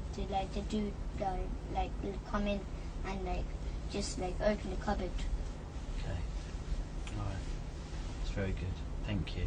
Thanks. There's a very good description you've given me there. Thank you. So, did you want to sit down? Are you comfortable there, or would you rather sit back on the don't sofa? mind. You sit wherever you're comfortable. It's up to you. But the speaker still can hear. Yeah, what it is, if Carl can't hear us, he would have come and knocked on that door to say, and that when I hear a knock on that door, I know Carl wants me to speak Be up. able to speak a bit yeah, loud. he's- Alright. yeah. So rather Yes. than interrupt us. Yes, Okay. yes. Okay. So you've spoken about the church. Do you mind if I just quickly check the time? Okay. So I'll ask a quick couple of questions and then you can have a little break. Is that all right? Yes. Okay, so who is it you live with at home at the moment? My mum. My Your mum mum? and Abraham. Your mum, Abraham, anyone else? No. But my nanny Gala, she comes. Galia. Yes. And that's short for something, isn't it, Galia? Isn't it? No, her real name is Galina. Galina, yeah, and Galia's short, isn't Yes, it? Yeah. because she's Russian and Ukrainish. And then your mum and Abraham. Yes, that we live with them. And what do you call Abraham? Do you always call him Abraham or do you call him No, anything we don't else? call him Abraham, we call him Papa Hemp. Papa Hemp. So Papa Hemp, Mama, Yes, and Galia. yes. Okay. But Galia does not live with us. No? Where does she No, live? She lives, I don't know where she lives, she never took us to her house. Yeah. But I don't know where she lives, but she comes to our house to work, to look after us when Papa Hemp and Mum are out tonight, Okay. or anything like that. Okay. So tell me about Mama first of all. What's she like? She's kind. We ask her for food mostly, Yeah. but we sometimes nag her for food though. Yeah. But we don't always. But Abraham. But Why is that? Why do you nag for food? Because we love eating, but sometimes she says maybe she makes us a soup or something. but we don't really want soup. We like sweet stuff. Yeah. So that's why we ask for fruit, like bananas, because we've got like loads of baskets of bananas in our house. What's your favourite soup? Well, they don't make that kind of soup like chicken soup or anything like that. No, what do you They make? make like, you know, hemp. I know hemp. It's like a root of a plant. Yes, you know the weed which you smoke. Yes. Yes, but that's its real name is hemp. Okay. But like fresh hemp. Yes, that's what we make like soup out. We have a juicer and we juice the soup. Right, so We don't have like pieces in or anything like that. you don't have like vegetable No, we don't have like normal or soups like that. mushroom soup. No. We used to, but now we don't. But when we used to go to school, they used to give us like red rice, wild red rice. They used to Okay. give us that and buckwheat and that kind of stuff. Okay. I've got a question. How do you know about weed? How did you know that you smoke weed? Abraham told me about that. What did he tell you about it? He said that like weed, you're not supposed to like the first time we met him. Yeah. So he told my mum about hemp, What did he say? and he said that you don't smoke weed, even though my mum did not smoke it, but she didn't know what weed was anyway. So he told her that you have to eat it fresh, not dry or anything. So then, or like that kind of stuff. So because he's a nutritionist, he says. Okay. Because we used to eat it. So where do you buy that from then? Oh, we I don't know, but we went to holiday to Morocco Yeah. for holiday, but No, I mean to get soup. Where do you buy the hemp to make soup? yeah, they got that. It's delivered to us. Oh right, okay. Yes, but then most of it is bad. Okay. And we got loads of buckets of hemp seeds, like whole hemp seeds. Yeah. Not the ones in shops in those little plastic bags with who are like soft ones. Okay, so why do you need the seeds? To juice them, You juice the seeds? because we get the milk from it and we make juices. Oh, I see. We make green juices, that kind of stuff. I understand. Well, my mum used to make us like soup, which is that it got cabbage, but like red is like a soup. Bush. Yes, it's like it got like beetroot pieces, but it's like boiled. Yeah. It's not fresh. No. But it's like red cabbage. You've got a bit of red cabbage, because we used to buy the veggie sausages. Yeah. So like it made out of soya, Yes. not like real pork ones. Okay. So Mama's nice, but sometimes Yes. you neg her for food. Yes, What's your favourite thing about Mama? she's really kind and she looks after us. Oh, nice. So she takes us to holidays. Sometimes she gives us junk food. Yeah. So maybe sometimes she gets like a really sugary smoothie. Okay. Because when we used to go to holidays to Gran Canaria, she used to buy us there's a place called Torito. Yes, and then she bought us this there's this fruit smoothies. So it's just like fruit in little packets, all kind of flavours, but it's like frozen fruit, and then they make smoothies out of them. Okay. And is there anything that you don't like? Well, really, I don't know. But I used to not like, what is it? My mum used to make sushi, but without I mean, rice. about what your mum does. Is there anything that your mum does that you don't like? Other than food? Well, I meditate. Do you? Yes, And do I you meditate. like that? Yes, I meditate, but really, my mum got upset about one thing about meditation. Why? Because she did not know that I ate meat or baby meat all this time since I Okay. was a baby. She never knew. Okay. But then when I started to meditate when I was 6 years old, but now I'm 9. I was meditating for 3 years now. Yeah. So, but when she found out about I eat baby, Yeah. because that's why I keep on telling her. She did not know. That's why I keep on telling her I don't want to meditate. It's really boring, because I knew while I'm meditating, even because one of the rules is not to eat meat or any dairy, Right, I see. or lie or steal or do anything. But because that time my dad used to learn me to steal money, all kind of stuff like that. That's why I used to steal my mom's money and buy sweets with it, or sometimes give it to my dad. Okay. And what about Papa Hemp? Yes. What's he like? He's kind, but when we were telling him all about this on the holidays in Morocco, because we were scared to tell, of course, so we lied a bit. We lied a lot though. Okay. We lied a lot, but then we were so scared and terrified when he found out about it, because the first time he's like, right, Elisa and Gabriel, somebody's touching you, and I know who it is. He said that to you? And then we just gave up and we just said my dad. What do you mean you gave up? We gave up the deal with our dad, but not to tell anyone about this, or mom, anyone. Okay. But then we just gave up the deal. We just told him there's our dad, and then we carry on telling. But that time we were terrified to tell all about this baby killing and all this. So then after, so we lied a lot, as I said, because we were terrified, and we were still. So, but he gave us, he didn't hurt us, but he got spoons and gave us not hard licks, just gave us the soft licks. Who did? Abraham. Especially so that we could tell, because we were used to hurting. What do you mean he hit you and gave you licks? No, like we call them licks. Oh, what does that mean? So it's like a spoon hit, but it's like it's just a soft one. You. Why did he hit you?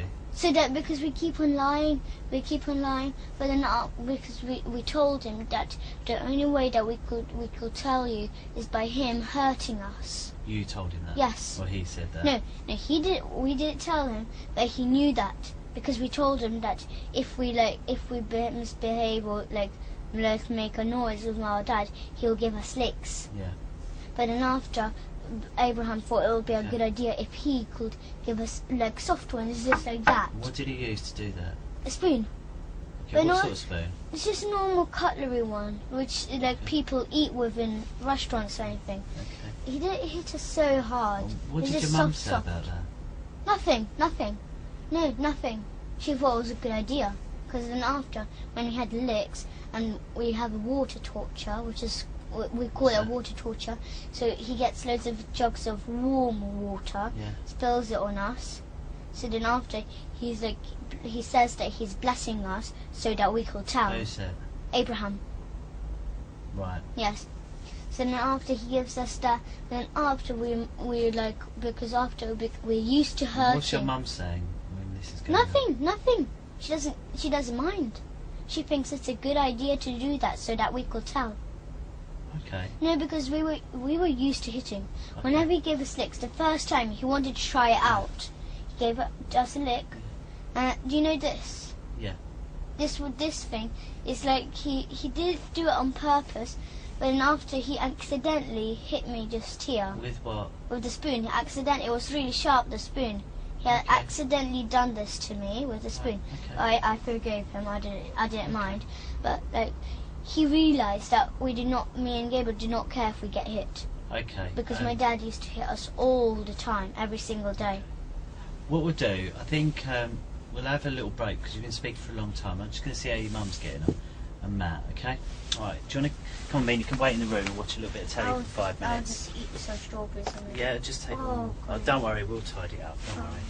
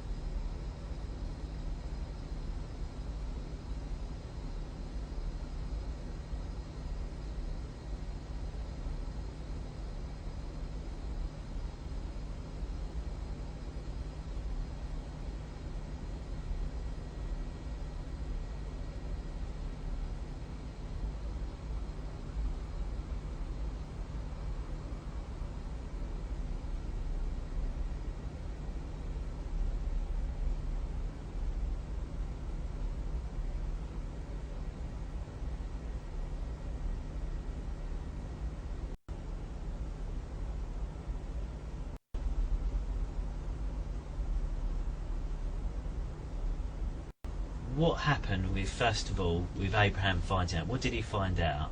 No, but one is he had a lot of clues. Why did he have a lot of clues? Once he saw Go on, me and Gabriel touch each other anyway. What were you doing, touching each other? What do you mean? So touching each other in the privates. Okay, so what was you doing? Just because we got secret contact with me and Gabriel. So what were you and Gabriel doing? What did Abraham see you and Gabriel doing? Yes, we touched each other in the private. How? How were you touching him? So like we were close together, and then we pinched each other bottom, and then we touched each other from private. Oh, okay. And how did you touch his front private? So that we could like go like that because that's my father. That's how my father. Okay, so you were touching each other. Yes. Abraham's seen. Yes. And you said first of all you didn't tell him anything. Yes, but one is that he heard my father's voice too, Oh. and then he said it first time when he heard my father's voice. Yeah. Something was wrong with it. Yeah. And then you said that he helped you. He helped you tell the truth. Yes. So, and there were two ways he helped you tell the truth. Yes. The first way you said about a spoon. The second one was water. Yes, but water torture, and the other one is that he explained us that killing babies was wrong, and all this kind of stuff. Okay, so three things. So telling you it's wrong, water, torture. Well, explaining us that everything what he does is bad. What is water torture? I don't understand it. So like he gets big jugs of warm water. Warm water, yeah. And then he tells us to stay on our knees. Stay on your knees. And then he just drops the water on us. Right. So like he pours the water on us in one whole go like that. Yeah. So he pours the whole water. It's warm water. And how does that warm water feel? Well, it's when you pour it on, it's cold. Right. But actually, it's warm. Okay. Okay. And then you said he hits you with a spoon. He gives you licks. Yes, but not hard. Not hard. Not hard, but he calls that. When Yes, he but he was like saying, he was telling me to tell because he was pushing the spoon into my chin. He's pushing it into. What do you mean pushing it into So your chin? he got like the spoon, like pretend this is a spoon. He was like pushing it in my chin. Oh, okay. Like lifting my chin up, so doing like that, telling me to tell the truth. And where was your mum when this happened? In the bedroom in the hotel. Did she know it was happening? Yes. Oh, okay. Why wasn't she in the same room then? She was in the room. Okay, so just a bedroom in the.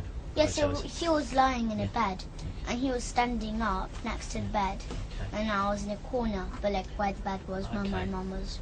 And what about your brother Gabriel? How did they help him? How was he helped to tell the truth? He well, it seems like he hates licks. Yeah, who but does? Gabriel, but he actually likes them. He seemed. How does it seem? So he screams. He does all kind of stuff like it, like says it hurts, but actually it doesn't matter. It doesn't actually hurt. Has he ever hit you in England or just in? We had a lot of fights, worse than a cat and a dog. Who? Me and Gabriel. No, I mean you, Abraham. Has he ever given you licks in England or just in Morocco? No, in Morocco. That's the only time when he ever done it to me. Okay. Okay. And what about to Gabriel? Gabriel, the same, yes. Okay. But he, as I said, me and Gabriel, my father learned me and Gabriel, well, taught me and Gabriel, both to fight with each other, but like worse than a cat and a dog. Okay. So like grip each other on the hand and like scratch them and then pull each other's hair and all kind of stuff. Okay. And then pull my hand, bang me on the floor and then do that kind of bad stuff. Perfect. And then once my father taught me, like he didn't taught me, but he told me to make my brother's head bleed, or like maybe like so like my brother's head bleed, so that it actually bleed. And so I said, how should I do that? And then, but I didn't want to do that anyway. I wasn't going to. I wanted to know. Told you that? Yes, okay. I wanted to know. Ricky Dearman. Yeah. I wanted to know, like, I wanted to know how will he tell me to do that. But I wasn't actually going to do that. But then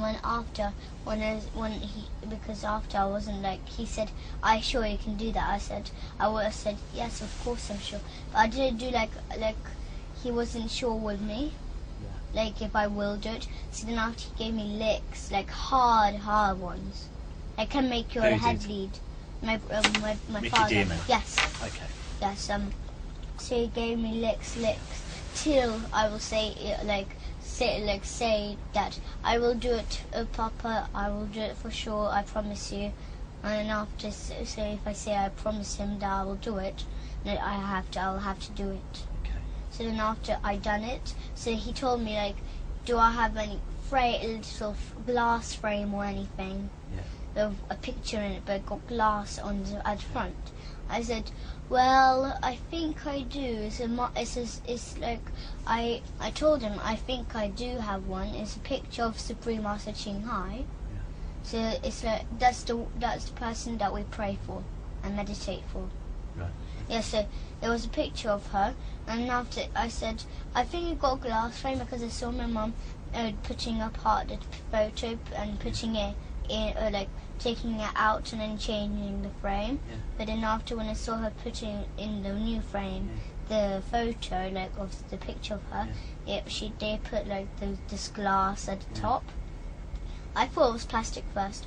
Then after when I asked Mum when she was putting it in, I just felt it with my nails. I just were like softly knocked like with my nails, touched it with my nails, but how to say, like just You patted worked out it. it's glass. Yes. So then I know how to tell it's glass because it will like make a little tiny noise. Yeah. But it wasn't plastic then. And now I made sure that it was glass. So I asked my mum, if it was glass. She said yes, it's glass. Be careful. Yeah. But then because after he told us to have a big fight, like as big as they can. But then after that time, I was so angry then. And how did he tell you that? So he told me like to fight. She taught us to fight really badly. Okay. And then once me and Gabriel fighted so badly.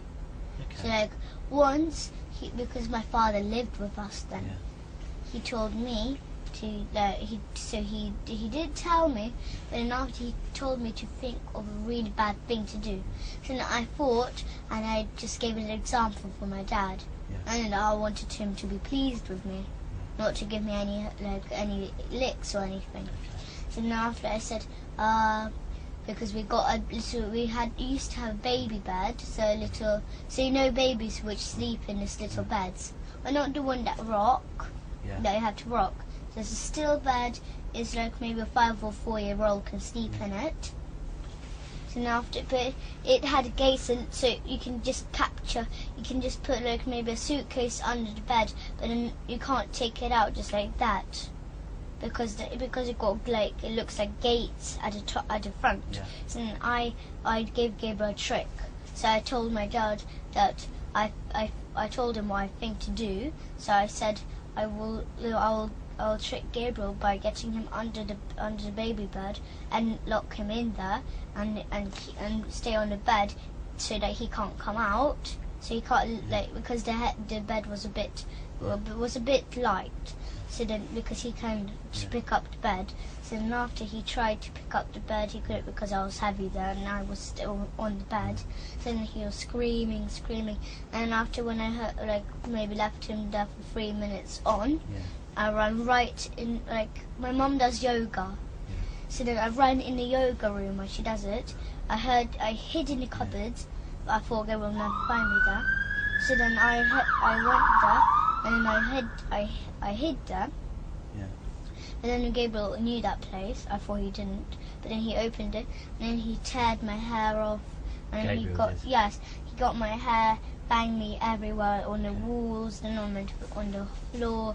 I got so angry. So then but I started it. Okay.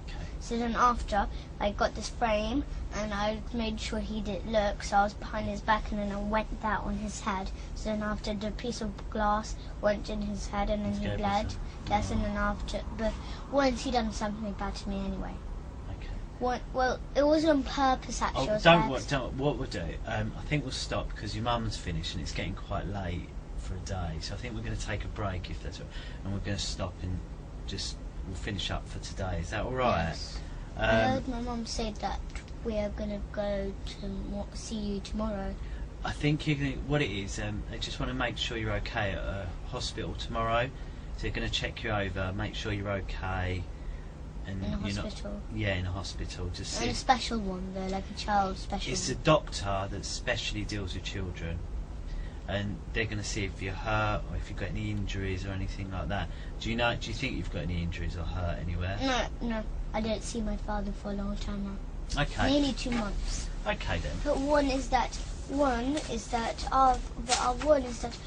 when I was only 5 or Yeah. 4, I remember that my father got the spoon and then he hurted me all in here, Yeah. and after it, he cracked my head open. Okay.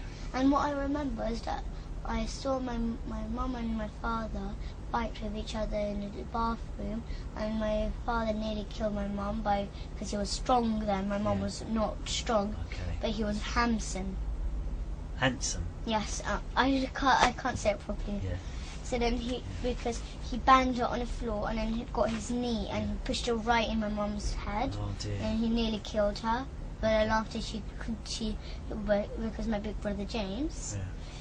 he was there. He was only a small boy, but he was old enough to have a phone. Yeah. He had his own phone, and my mum called for James to call the police, Yeah. but he'd done it straight away, and maybe 15 minutes, police were there, quick. Yeah. But my father still did not leave the house. Okay. But then when the police came, my father left the house. Yeah. The police car was right in front of our house, and my father was just going out of the door. Yeah. Just going out. So they arrested him and then done. Okay. I remembered that, but I was scared. Okay. Because when he opened the door, he done it on purpose. He opened up the door because he wanted to take me and Gable to the party. Yeah. He asked my mum. He asked my mum. He was living with us though. You was only little, so how do you remember that? I was only little. I was only like maybe 3 years old. But So I remember. how do you know that? Who did someone I tell you remember. about it? I remember. Oh really? I remember Wow. when I was From there. 3? Yes, Wow. I remember. That's See, then after, good I was because not a lot of next- people can remember from 3. because I was next to the door, and I was listening. I was looking. I was peeking through the door what they were doing. And then the door that time it didn't go in the room, in the bathroom. It went out of the bathroom into the corridor. So if you open it, you can hit somebody. But my father saw me peeking, so he just opened the door straight away. So that the door banged right on my head. Yeah. And I got knocked over. I got hurted. Yeah. And then he pretended that he did not hurt me or anything. But then after, but he pretended to be nice then. Yeah. But my mum, she just called my big brother James. He just called the police straight away. Okay. All right. What we'll do is we'll call it an end. It's 12 minutes past 7. And it's the 11th of September. Okay. We'll do. If you go in the room with the telly, then when your mum's finished, she'll come in and join you. And I'll give this a clean up while.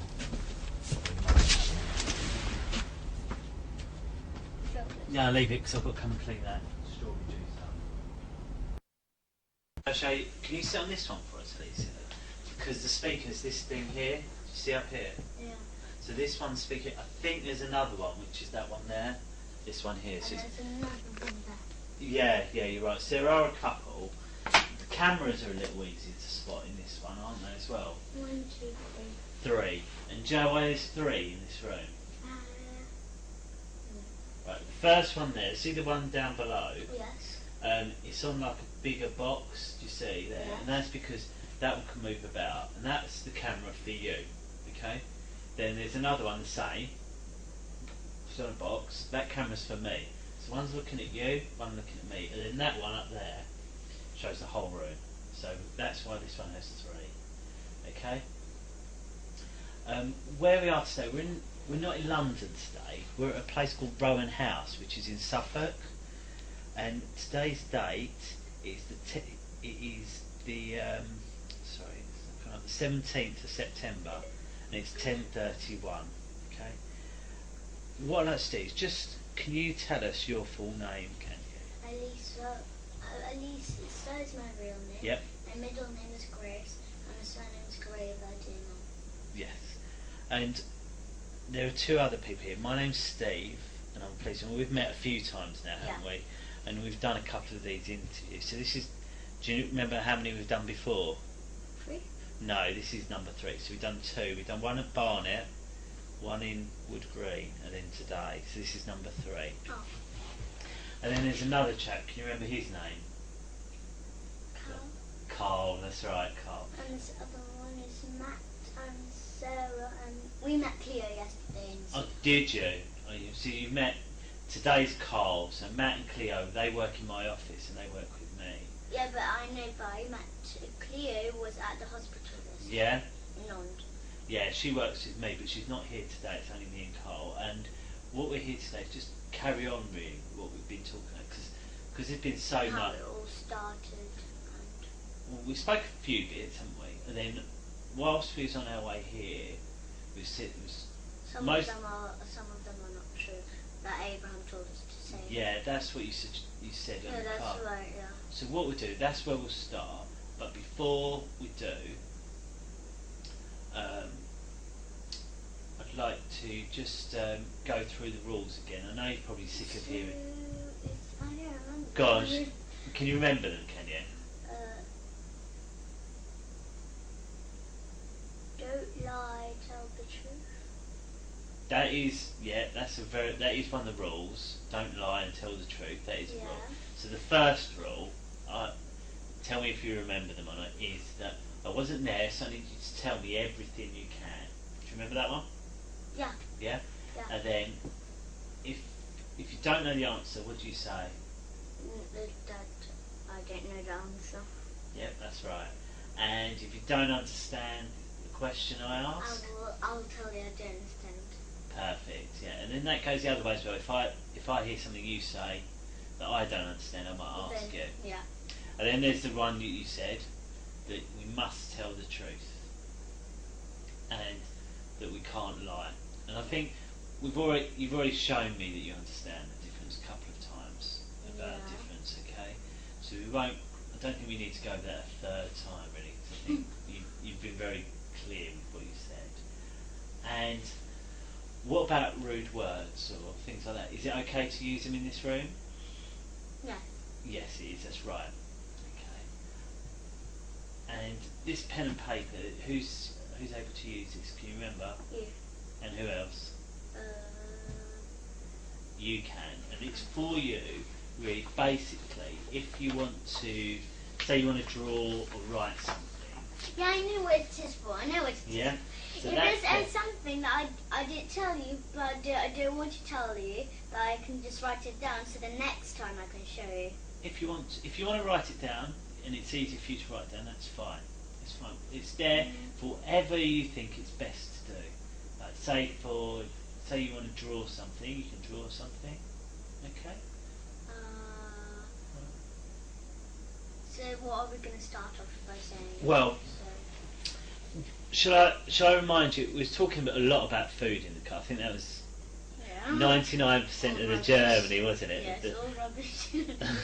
And there's one other thing you told me was about that you Abraham watched, told us some things to tell them, Yeah. which is not true. because you mentioned about Zorro and about heads being cut Yeah. off, didn't you, in Yeah. that film? Yeah. And obviously I wondered whether or not that. Because he watched his film. He Yeah. watched it. He lended it. To Oh, us. okay. And I was wondering, is that how you knew about the babies? Yes, that's because I had an idea. So then I told Abraham, and then Abraham said, "Good, then do that and tell that to the police." Right, okay. So, what I want to start, I just want to start from the beginning. So, tell me, how did it all start? How did it all come out about? So when we were in Morocco, Yeah, we had fun there, but not so much fun. yeah, But then after, me and Gabriel were watching a movie, yeah, which is the Zorro. yeah, The movie, which is the Zorro. So then after we were watching, and after it finished, Abraham came out of the balcony, and he came and told and said to us that like he said like who's touching you, and then everything that, and then we guessed and guessed and guessed, and then after he said nope, it's your father. So then after we had an idea to tell that he just kills babies and stuff because we watched the Zero. Okay. So we spoke a couple of times. Do you remember? And obviously, what the one rule you remembered was tell the truth Yeah. and don't lie. Yeah. That's the out of all those rules. That was the only one you remember. Yeah. So why is it that you told me something then, which was not true? And No, because Abraham told me to say that. So then after that, there's more trouble because I didn't know there would be more trouble, but he told me to say that because I was too scared of him. Oh, okay. And why are you scared of him? Because he just hit me if I say okay, then he'll just hit me because he doesn't believe me. Okay, you told me lots and lots of things there. Yeah. So what I want to start with, she was in Morocco. Yes. You're watching Mask of Zorro. Yeah. And what is that film, Mask of Zorro? So it's all about like baddies are from California and they come and there's goodies are living in California and Yeah. they build buildings and then they have like gunpowder Yeah. all around the building, the wooden Yeah. buildings. Yeah. And all the people in California are all trapped in there. Yeah. So then after the baddies so some people escape, Yeah. but then the baddies, their leader goes after them. But really, that's right at the end. But at first, is that when the people are all free, nothing bad happened. Okay. There are two boys, and then this Mask of the Zero, he was, I don't know what country it is, but there were two boys. They lived in a place, and Yeah. there was like a bad king, and there was this prison. There was not prisoners. There were good people, Yeah. because he took the good people into Yeah. prison. Yeah. And it's not like actual prison. So the soldiers got guns and they kill the people who Yeah. are in prison, while they have a cloth around their eyes and then they're standing on their knees. So Okay. they got shot, but then after they got saved by two small boys and the Mask of the Zorro. Okay. So his name is Zorro. Okay. And you said there's a bit where someone gets cut. Is that right? Yeah, that's in the middle. So then after, the two boys grow Yeah. up to adults, and one of the the Zorro, Yeah. he's a man, Yeah. and he's a hero in Yeah. the film, and he gives this big silver necklace to one of Yeah. the boys because he helped. So he had the idea to put this big satchel of rock and kill the soldiers. Yeah. So, and then after the prisoners they're good though. Yeah. They're good people. So then they get all free, and then they run for their life. Yeah. But then after the Zorro, he comes and gives this big necklace to the oldest boy who Yeah. had the idea. Yeah. Yes, and then after when he growed up, there's this bad man who was from California. He looks a bit like my dad actually. But he's Alright. got long hair, like Yeah. up to here. Yeah. So then after his baddie, Yeah. he had a whole group of soldiers, and after he came, he knew one of the boys. They were they were actual brothers. Yeah. Or the one with the necklace. He knew that was the necklace of the Zorro, so he tried to kill him. Right. So because those two boys, which Yeah. are grown ups now, they were wanted down Yeah. in California just because of the Zorro. So then after they both got caught, and they were just coming to California. Then the people that they had posters all around, and it says like the two boys, they look just the same, like the two men, they look just the same like on a poster. So then it says wanted, and after people there, they all catch them to try to catch them. Yeah. But then at the end they escape. One man escapes, but the other one gets caught by this California leader. Yeah. Yes, he gets caught. As I said, he looks like my dad. Not the man. Yeah. Not, but the California leader. Yeah. And then after he killed, well, he tried, the second man, he tried to run away, but then he got shot. And after Yeah, and then his other brother, he tried to save him, but then he got the shot. So then after, the Californian leader just got out his sword and just sliced off his head. Oh, okay. And they covered it in a whole bag. Oh, okay. A big bag and like a sack, Yeah. and they took it away and just dumped it into a big hole. And they cut the head and they cut off the hands. Yeah. And put them in small jars and water, and they drink the water from it. Oh, okay. So this is So that was the man that looks like your dad in the film. Done that. Oh, okay. So you're watching that film, and you said Abraham's come in and said, "Who's been touching you?" Yeah. And why do you think he said that? I don't know. He just came in. He did just come in. He came with my mum. Yeah. And he said, I think he was planning to get me and Gabriel in trouble. I think. Yeah. But he just said, "Who's touching you? Who had learned you to touch each other?" And were you touching each other? Yeah. You were. Yeah, but then after we just watched my friend Sophie from my school. She touches me. Who? Sophie. Yeah, she's my friend, but not really. Oh, okay. She just believes me and all kind of stuff. Okay. And she touches my private. Okay. So she's a friend of yours. But yes, but she's not my friend actually. Yeah. But she learned me to do that because I don't know where she got that from, but she just done it to me. Okay. So Sophie showed you how to do it. Yes, and then that's after she. And said, what did she show you to do? So she touched me, and then she said, "Touch me." So then I said, "No, that's wrong." So then after she just told me, she just took my hand and just showed took my hand and grabbed my hand and touched it to her private. Oh, okay. And after I said, "Don't do that, Sophie, or you won't be my friend." And she said she does not care. And she said to me to do it to my brother, and then she'll give me a whole big packet of sweets. And did she? Yeah.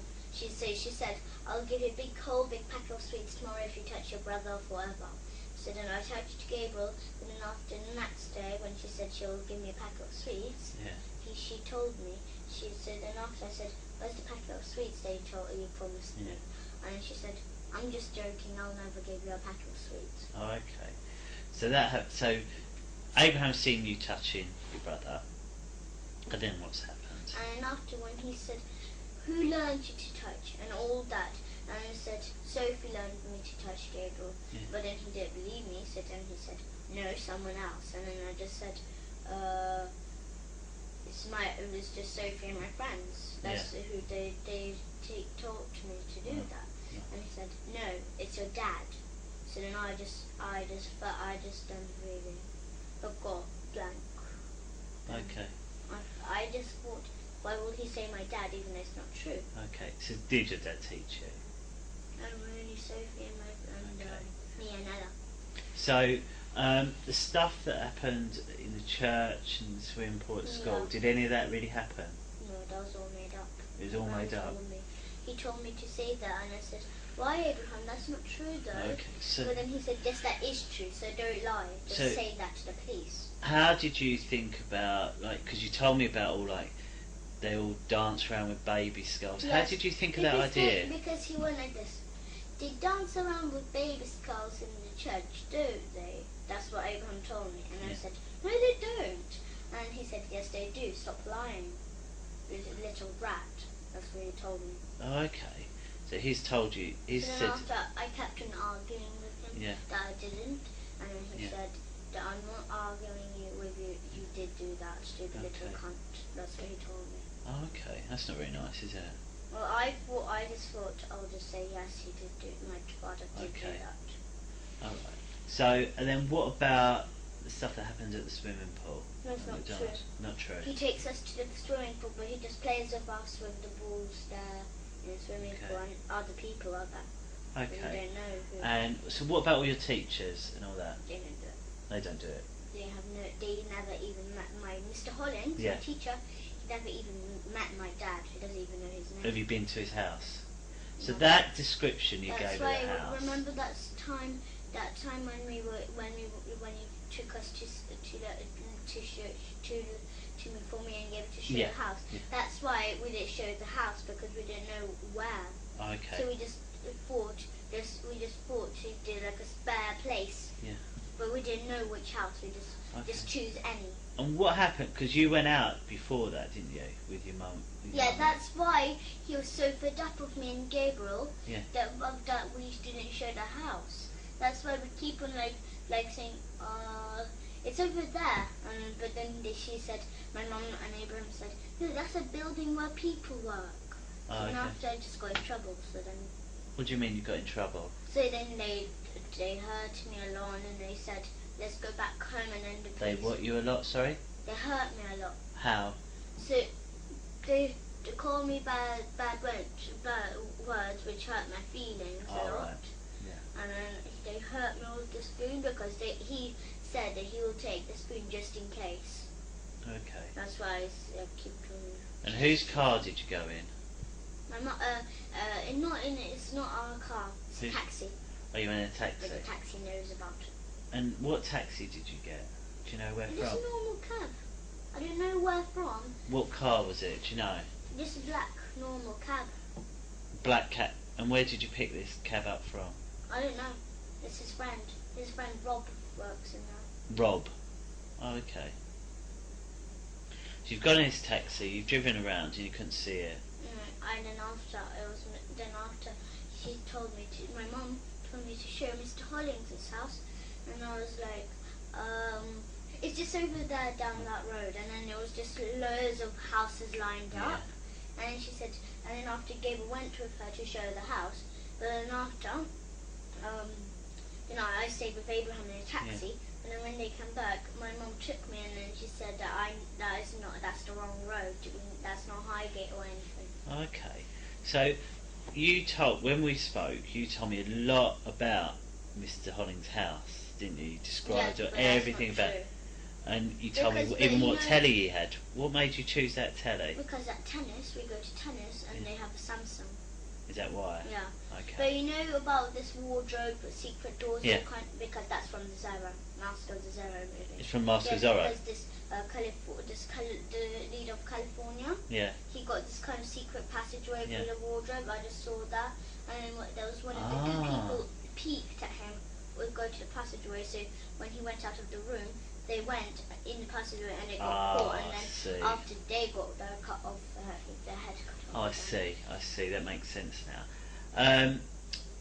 What else, you've been to the doctors twice, didn't they? Yeah. You've been to the doctors twice. Yeah. And they said but then I was really hoping that they'll find some scars or something. Why? And they did find some scars. I have no idea why. You don't know why? No, I have no idea why. I was hoping for. Why was you hoping they'd find some? Because then they'll say, you did not have any scars, so then I thought I'll get in trouble for not, because I don't have scars, then then I'll get in trouble for not. Has anyone ever put anything into your bum? What about into you call it your front bum as well? What about into your front bum? No, it's only Abraham who kicks my privates. He kicks your privates? What do you mean? So because in Morocco, he had this big boots. Yeah. Because it's muddy there. Yeah. Because it's in the mountains. So he just kicked me right in my front private. Oh, okay. And then to my bottom. Okay. But I keep on. That's why I'm so used to it. That's why I keep on going like that, and then keep on running away from him when he got his boots on. Right, I see. But then he's faster than me, so he just comes after me and just kicks me. And you told me a lot about plastic willies and. That was all not true because Sophie. How did you know about that? Sophie, she has an iPad Mini. And she likes sexy stuff and all this, and she showed me a picture of plastic willies sticking in her bum. Oh right. So I got the idea of that. Because I was thinking it was in year 3. Oh, in year 3. And I'm in year 5 right now. Oh, okay. So I just remembered it from memory straight away, and then I just said, they stick plastic willies in my bottom, Abraham. So how did Gabriel know about all that? Because I told him.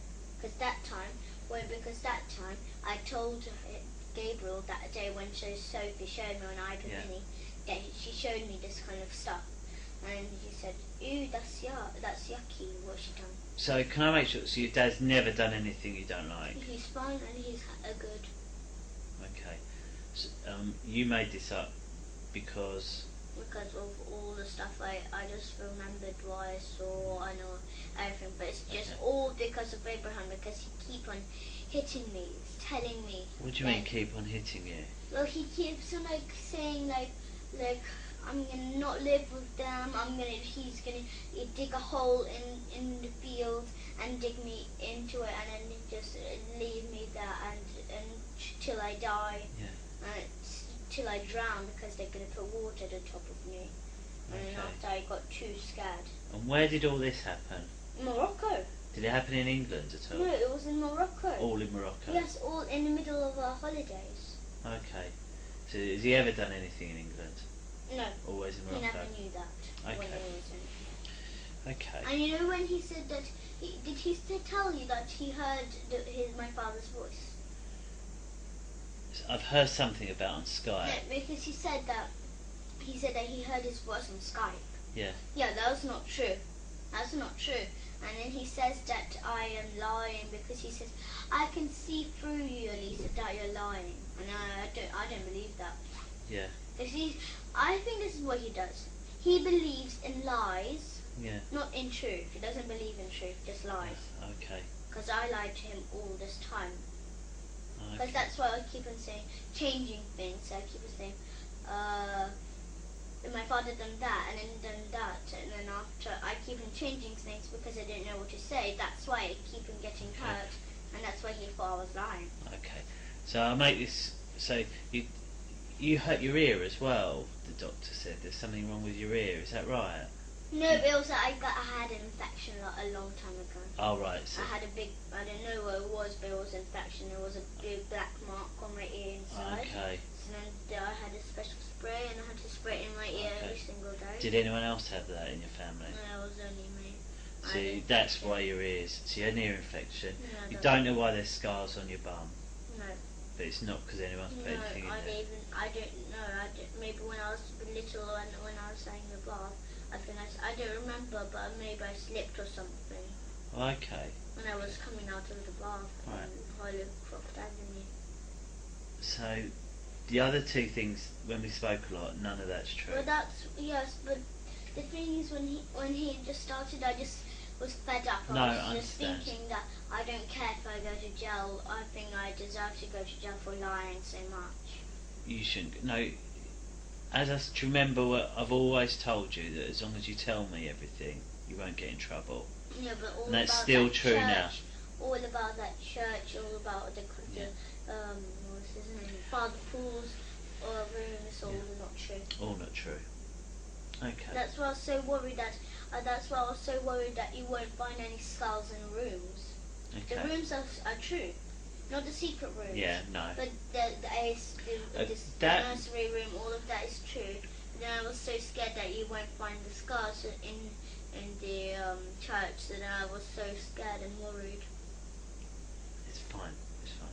But are you telling me the truth now? Yeah, that's true. Good. So you said it because Abraham kept going on you. You said Abraham has hit you and kicked you. Yes, that's And right. said things, but that was all in Abraham is the whole Morocco. problem. That was all in Morocco. He was the whole problem. I don't know what he done. Okay. And why has your mum let this happen? Why do you think your mum's let him My speak mum to you? believes, she believes in lies too, like Okay. Abraham. And where was she when he kicked you? She was just like at the front of Abraham. Okay, and why do you think she let him do it? Did she try and stop it, or No, she never done that. Never. Why? Never ever. She'll never do that. why not? No, because she loves him so much Yeah, that she never shouts at Abraham. yeah. But Abraham, when he's angry with me and Gabriel, when he Yeah. says we lie, Yeah. then he says swear words at the front of my mum. Okay. So, and before Abraham was in the house, I know when we met you was vegan, wasn't you? Raw vegan, is Yeah. that right? And what was you before Abraham come in? No, even before we were still raw vegan. Oh, was you? My mum but she never put nettles, grass, or anything Yeah. in juices or anything. But- She just put like apples, Yeah. all kind of stuff in, and she used to buy us vegetarian jelly beans, vegetarian Yeah. sausage rolls, but not cereal, not always. Yeah. She bought a box of cereal, but only a tiny bit, maybe 3 times a week. Okay. Something like that, but not always. But then since we were 6 or 5, Yeah. she used to buy us cereal. But then after, when we were 8 and 9, Yeah. then she stopped buying cereals and all stuff. Okay. And with that, you call Abraham Papa Hemp, don't you? Yeah, he told us to. Why is that? Because he keeps on saying, "I saved you, Elisa, so you better call me Papa Hemp."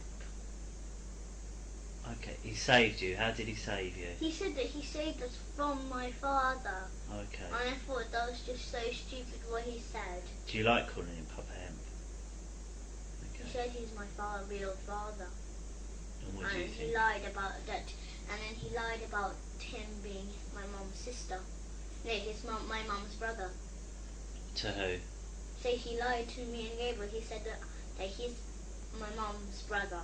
Oh, okay. Which is not true. I thought true. that is so not true. My mum would have been black like him. Yeah. Okay. And then my grandma will be black like him too. Yeah. Yeah. And his father. Well, actually, yeah, his father and his mother would have been black. Well, my mother's mum and father, Yeah. they would have been black too. Okay. If Abraham wasn't my mum's brother. Okay. But if he wasn't my mum's brother, then he'll be white. Well, he will be brown, and my mum will be white. Okay. And what do you think about Abraham now? I think he's just.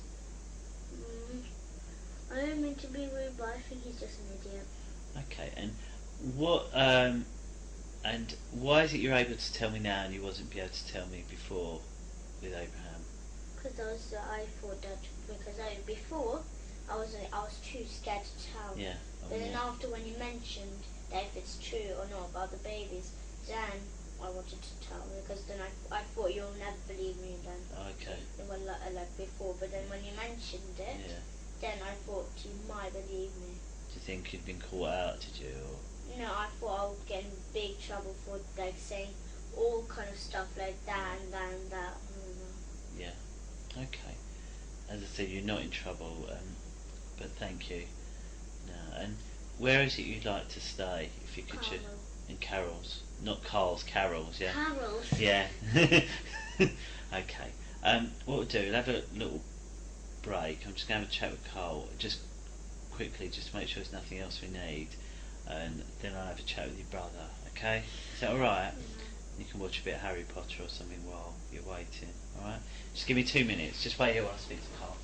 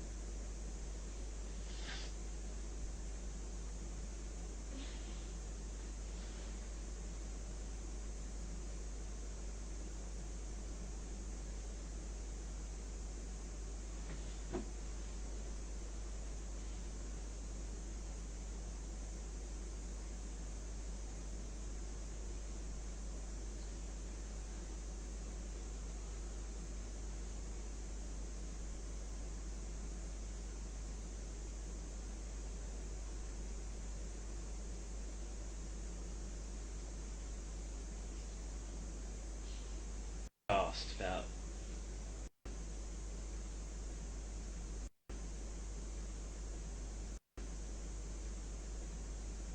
Your mum, does she know about?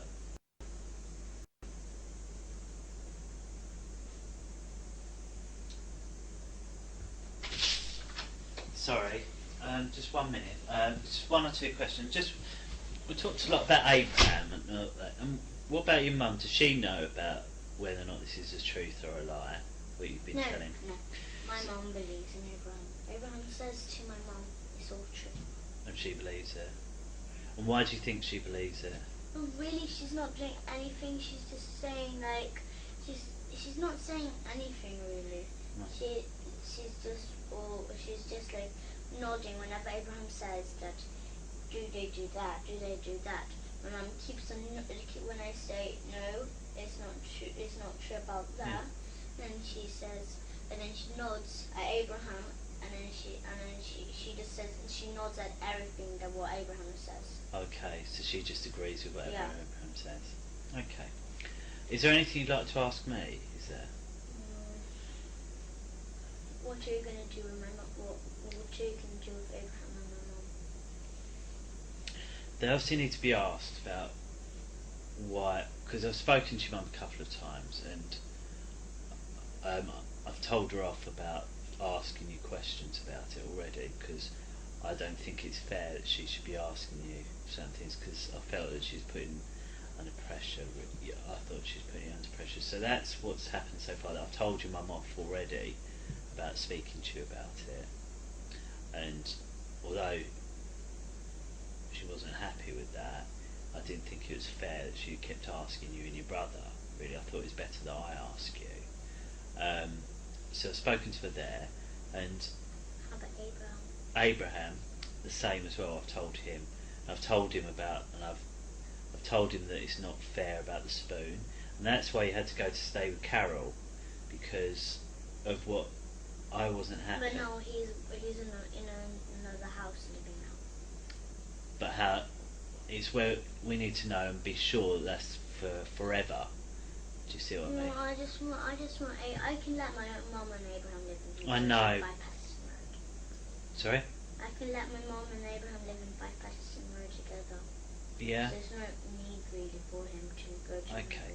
Well, it might be that your mum wants you back. Do you see what I mean? So, at the moment, you don't think. Okay. Well, I'm sure it'll all come out really of what's going to happen. And also, we need to get your dad's opinion as well about where he thinks you should stay, don't we? No, So, he's just my mum and her father will just say no. They want me and Gabriel, and that's all. yeah. But they're just Abraham and my mum are gonna just because Abraham is not gonna just stay forever with in that house where he's gonna live. He's just gonna come and visit us every single day. Yeah. That's what he will do. Okay. I know that because last time since we met him, he met us every single day when he was living in another house. Is that what you think will happen? Yes, Okay. I know that will happen. All right. Well, we'll bear that in mind when everything decided what has to happen. At the moment, it's 5 minutes past 11. Okay, I'll pop you next door, then I'm going to have a chat with your brother. Is that all right? Yeah. Come on.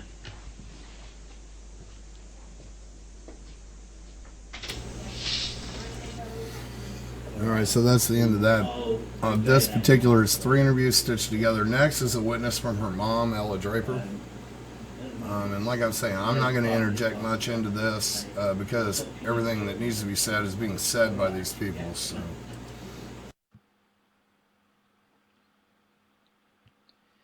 Witness statement by Ella Draper from 21st of March 2015. I, Ella Draper, mother of Alisa Gariva Diamond, age 9, and Gabriel Gariv Diamond, age 8, hereby give this witness statement under the Criminal Law Act 1967 in the public interests in matters of great public importance to expose serious crimes of satanic ritual abuse, including rape, sodomy, murder, and cannibalism committed against infants and children in churches and primary schools in the UK. I'm a graduate in MA, History of Art, at Moscow State University. I have an older son from a previous marriage, James, who has a good relationship with his dad, Abraham, my younger children, and myself. Alice and Gabriel have made allegations of rape and sodomy against their dad, Ricky Diamond, age 46, from whom I am separated since 2007 due to his serious domestic violence and assault on my life. I have been living with my partner Abraham Christie since June 2014, who is comparatively much more loving and understanding towards the children than their dad. To my understanding, the father had no contacts with the children apart from 3 times in June-July 2014, until they informed me that their dad rapes and sodomizes them at the school with plastic willies daily, and witnesses other teachers and head teachers to do the same to them during school times. After they made allegations against their dad, teachers, police, social workers, they were kidnapped and forced into foster care against my wishes, without any credible evidence of harm by me or Abraham against them, or any court order after a proper due process in law. Alice and Gabriel have been interviewed by Abraham and me on many occasions in August 2014, giving full details of rapes, sodomy, murders, cannibalism, and satanic rituals at the Christchurch primary school. The individuals involved: Reverend Paul Conrad at Christchurch, head teacher Mrs. Katie Forsdyke, teachers Mr. Hollings, Mr. Ridges, Miss Esser, Miss Carn, Miss Marden, Miss Fenoni, Miss Shale, Miss Shaw, Mrs. Battle, Miss Clover, Mr. Williams, Mr. Burnett, Mr. Polidano, Miss Wilma, Miss Kirby, and all the rest. Administration staff: Miss Stokes, Miss Connock, Miss Kate Unwin.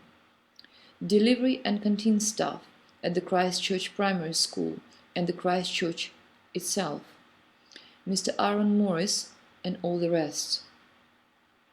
Teachers who left the school to other schools to spread the cult but still come to the Satanist parties includes Miss Rees, Miss Surgeon, moved to Brighton, Miss Clay, works for New French School in London, Miss May, moved to St. Margaret, Miss Koch, moved to Hampstead Parochial as a teacher assistant, Miss Ashton, children claim that she lives in the tall building next to the school, floor before the top one.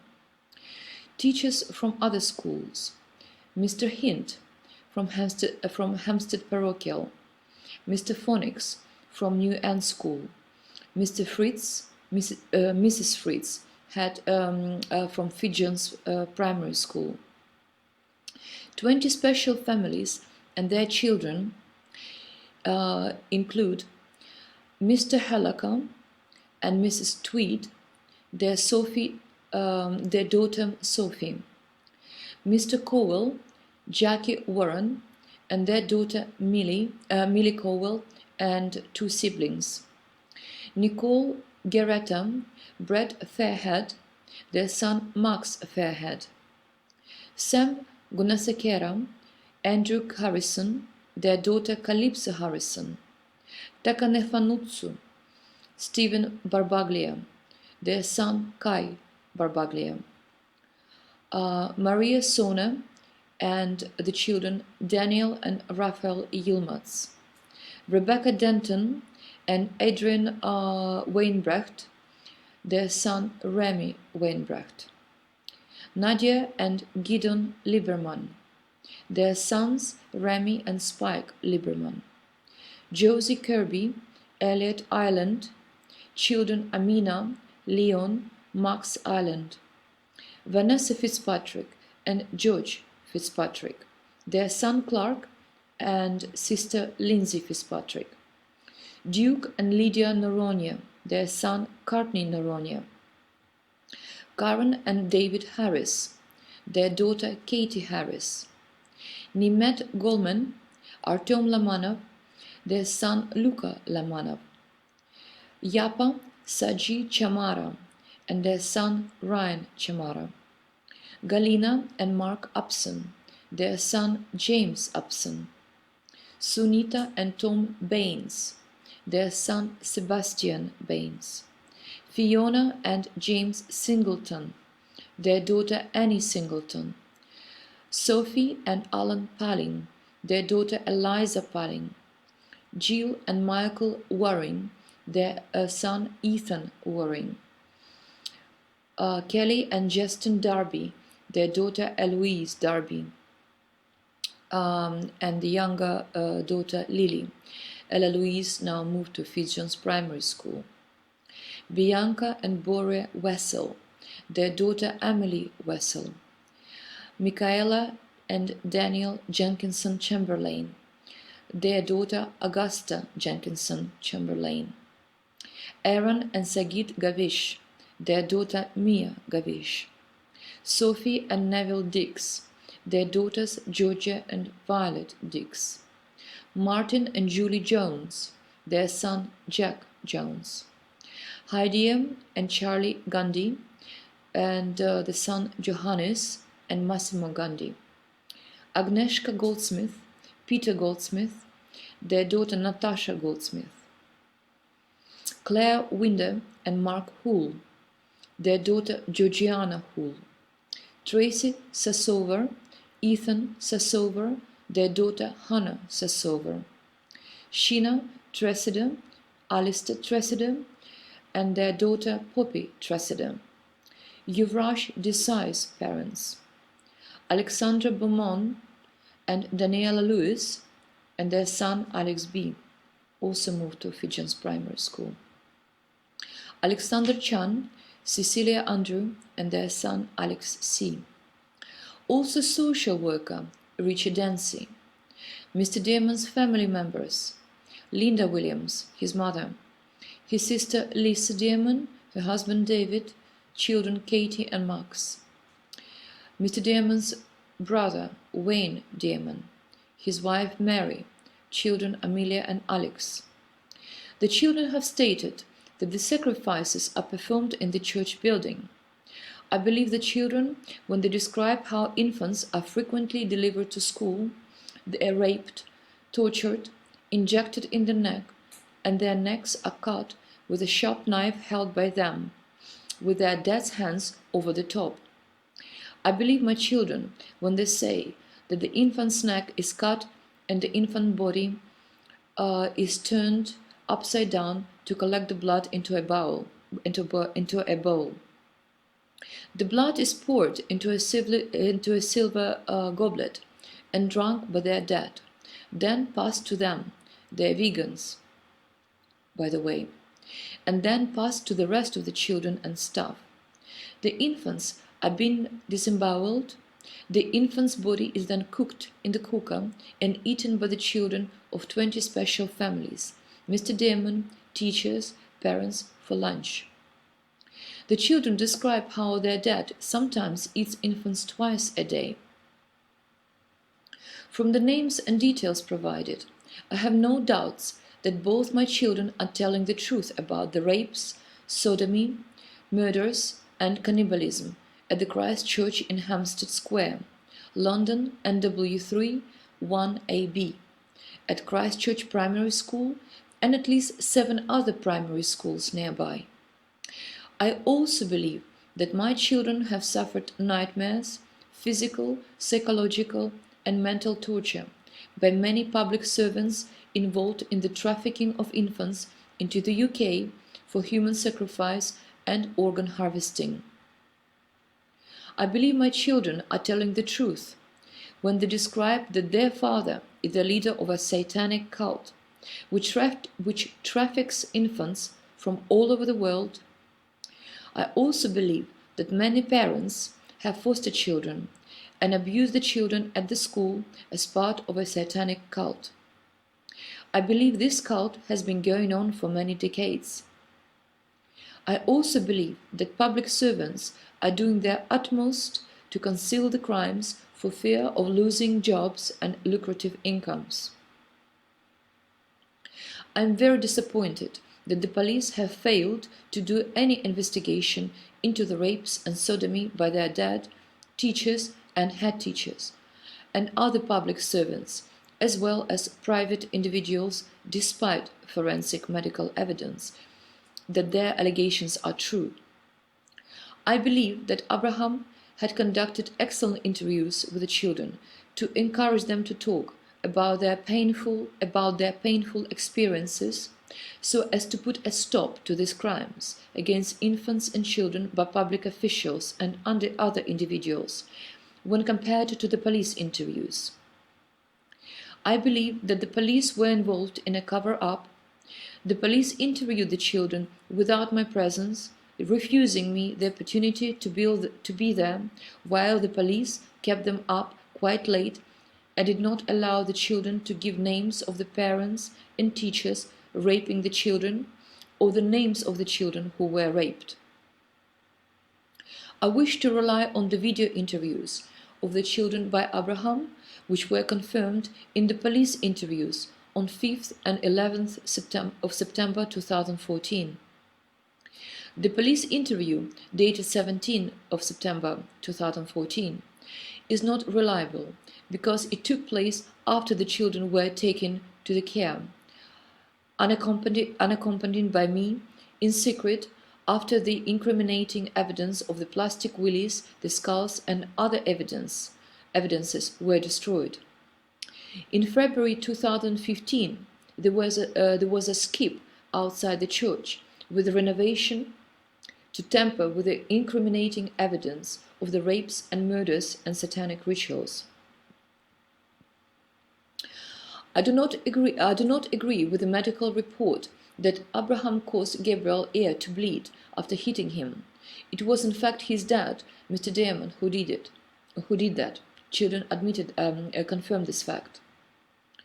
I believe the 9 police officers who came to my home on 10th February 2015 were from the same satanic cult of which Mr. Damon is the cult leader, so as to kidnap me to silence me. I give this witness statement on video and on paper because I was driven out of the UK under threat of kidnap or worse. I seek the urgent return of my children to my care, for which I have a care order in my favour. I seek assistance of the various British and Russian authorities and embassies in the repatriation of my children to Russia to live with me and my parents. I seek court or protection for the witnesses from kidnapping by Mr. Damon's cult members and his agents. I seek the arrest and prosecution of all who perverted the course of justice, including Judge Powley for treason. I seek the shutting down of both Barnet and Camden councils for the active participation and cover-up of satanic rituals in their schools, nurseries, churches, leisure centres, office buildings, involving hundreds of their staff and agents, including police. Pursuant to the Geneva Convention from 1930, a number of corporate governments, such as the United Kingdom, and therefore all companies, corporations registered thereunder, above named, are operating illegally to their bankruptcy and insolvency, including employees and agents. This is evidenced by the Gold Standard Act Amendment Bill 227 from 21st of March 1931, suspended, and the subsequent Uniform Commercial Code, UCC International Law. See www.law.cornell.edu UCC. This is a final notice of acceptance for the remedies sought in paragraphs 18 to 22, above failing which this is a notice of dishonor in the commercial lien under Uniform Commercial Code, Code Notice of Dishonor, UCC 3-503, UCC 3-504, and UCC 3-505, without prejudice, UCC 1-308, in the sum of £732 billion budget for 2014.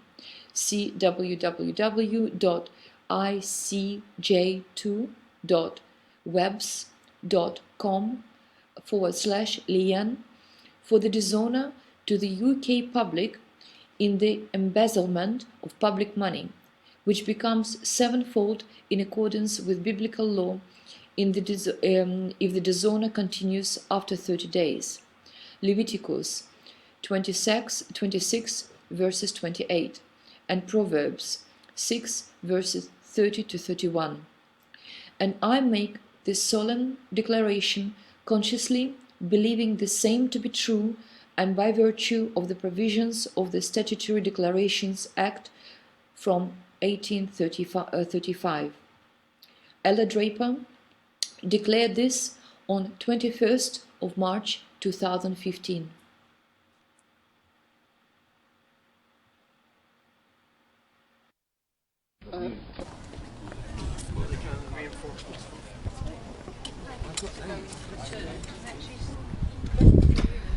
Okay, so what do you think, sorry, Constable Fraser, EK 462, which police station are you from? Kentish Town. Okay, what are you going to do about what I've just told you? I think Are you going to give me an incident report? I need a crime report. Alright, so, hold on, give me a second, I gotta go.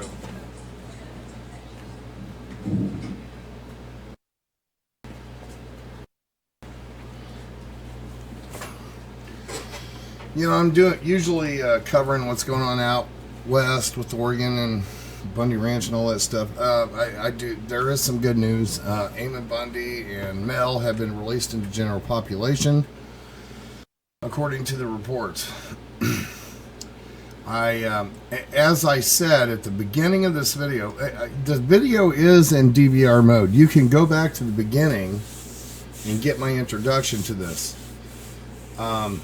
And really, the whole damn thing needs to be watched. I've stitched a lot of this together in a particular order, so you can see it all. You know, and then somebody says, well, somebody in the chat says, what task force? Well, I explained that in the beginning. But, you know, I was a contractor, an IT contractor in a task force down in Florida. You know, working on getting rid of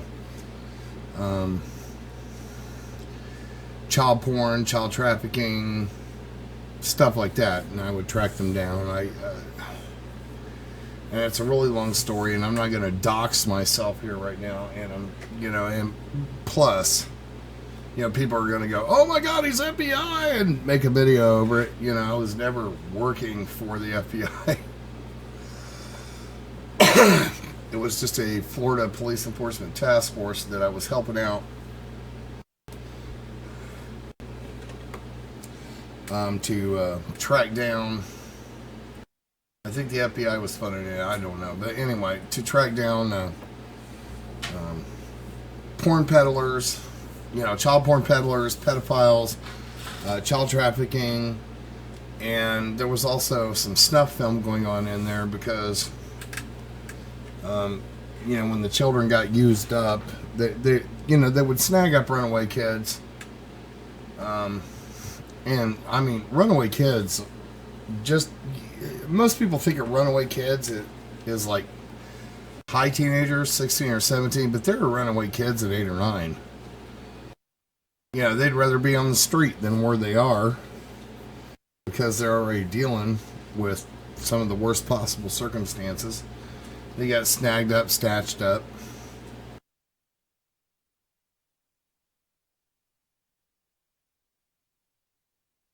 Some of them will get paid really good money to have babies for, we busted some of that stuff.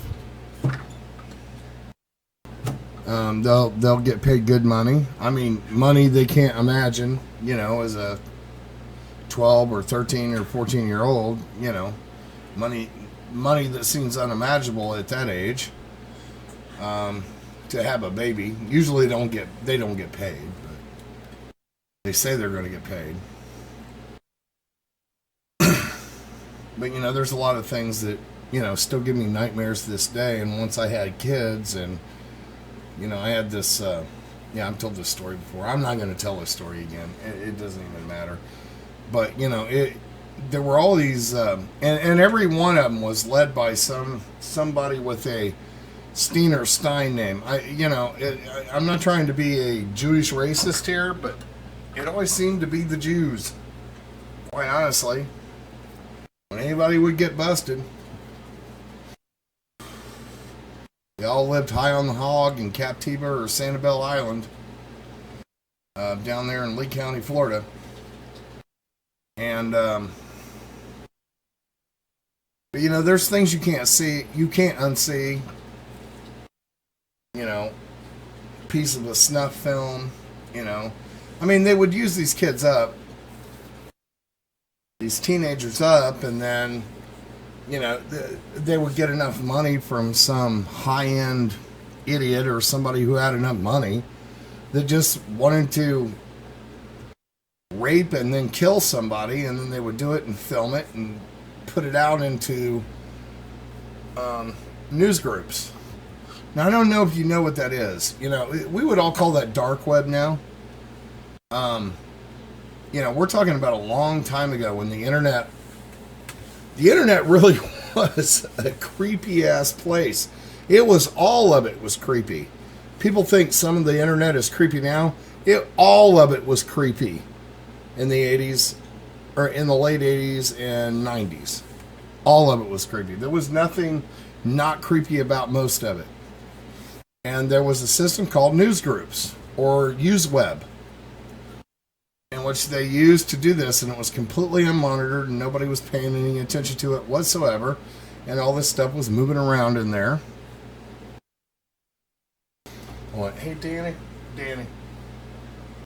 can you shut the back door? It looks like Coco opened the door. Thanks. Anyway, so, this is kind of how that went. I had a child, and I was getting threatened and followed around. I remember one day, I'll tell a very quick version of the story, but one day, I'm like driving through town, and I got this like Lincoln behind me, and I stopped at 7-Eleven, and Lincoln came in with me, and then when I left 7-Eleven, Lincoln came out with me, and then so I decided to pull into a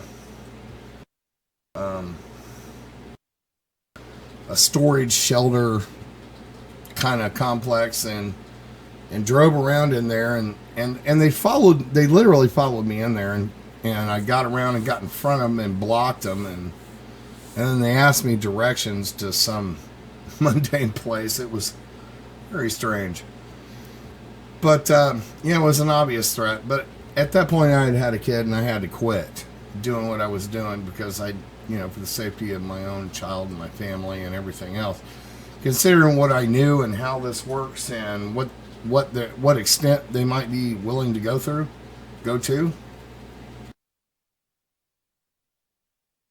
and all the things you just heard. Oh, by the way, if you just tuned in, you don't have to start here. I'm in DVR mode up to 4 hours. You can go all the way back to the beginning, where I very first started, so you can hear all of it. So you're not coming into this, 2.5 hours in going, what the hell's going on? Because you really need to go see the whole thing to make any sense. It's just too convoluted for me or anybody else to try to explain to you.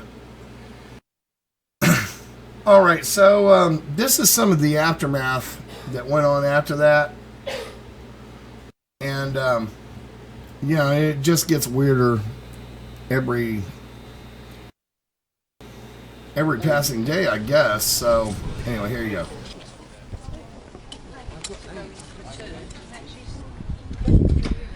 Okay, so what do you think, sorry, Constable Fraser, EK 462, which police station are you from? Kentish Town. Okay, what are you going to do about what I've just told you? Nothing. Are you going to give me an you. incident report? I need Not a at the crime moment. report. Are you going to give me a reference number for? Not at the moment. No. When can I get that? If you want, you've got all the documentation there, Yeah. I suggest you take it to a police station and record it there. Can I give it to you? Not at the moment, no. Why is that? Because I'm here dealing with this incident. Who at the told moment. you to come here to do what?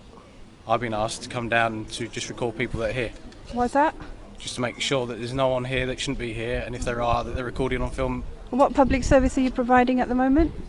What public service? I'm Yeah. here to prevent any breach of peace occurring when the service finishes. And what about the rapes and sodomies and murders and cannibalism of children in this church? Well, that I don't know. I'm here at the moment. To Are you prevent any breach familiar of with the peace. allegations? I am. And when did you first hear about the allegations? Well, I've been reading up on here before I came here, so all I know is what's written in the papers. Okay, and why has your police station not been involved in the investigation? That I don't know. Who's your officer in charge of you? Who's in charge of me? Yeah. Sergeant Ashby Clark. Okay, great. And your Constable Eddie, which police station are you from, sir? Okay. Okay, so what do you think is more serious, breach of the peace or raping, sodomising, cannibalising and those are eating the allegations babies? you make, so I suggest you take them to a police station. Yeah, we've done that. Right. Yeah. So you've already recorded it. The mother has done that, Right. but she's been harassed out of the country by fake police without warrants. Right. That's sure. She's now not been able to rescue her children who've been kidnapped by London Borough Barnet. Right. So we need your assistance to recover her children. I think there's already been an official court ruling, so I think Well, do you have you read the judgment by Judge Porfley? No. Okay. Do you think you should have read it? not at the moment because I'm here for one purpose, Well, one purpose only. Okay, Judge Porfley committed treason. Okay. Yeah, and she should be hung for that. Okay. She needs to be hung for that because she committed treason because she investigated murders and rapes of babies in a civil court, in a family court actually, and the party that complained was the London Borough Barnet alleging harassment. Okay, so there's been an abusive process, there's been treason, there's been fraud, and you're asking for her to be hung despite us having no death well, she penalty. hasn't told us who raped the children, has she? Okay. Has she told us who raped the children? She's made some form of judgment. Do which you you're know who unhappy raped about. the children? The medical evidence of scars on the children. Do you know who caused those scars? No, obviously you do. Was it anyone you know? No. No. So who did it I at the don't know. school? At the school during term times. Right. So if the children said they've been raped and sodomised at school, okay, and the other children have as well, and that medical evidence supports that, should the police be investigating it? Yeah, but it's not for Do me you as a local investigate person. rapes and sodomy, or does Judge Porfley do that in the family court while she's doing harassment alleged by the council? Right, these are all your allegations. No, you're a police officer relying on Judge Porfley. Right. She's a civil matter Okay. regarding harassment, false allegations made by London Borough Barnet. Is London Borough Barnet harassable? It's a corporation of a bankrupt country. Is it harassable? Can London Borough Barnet allege harassment? Is that possible? I don't think they can because they don't have feelings. It's a corporation. Right? Only humans. Can you answer that for me? Why No, I'm did not you gonna answer it quote? at the Why did moment. you quote the judge's judgment in a family court? It's got nothing to do with Right. who You've already raped and sodomised the children. Okay. You've obviously already reported all that. You've made your notes. Yeah. So So what do you I want me- what I require from you Yep. is that my letter to the IPCC. I've already got a crime reference number. I've already got a IPCC reference number Okay. for my letter, and they are already So investigating there you the go. failure of the police in this area. So what I would require you to do is to let your senior officer know that there's been failings by the local police stations in Hampstead, Finchley Road and which one? You said Kentish Town? Yeah.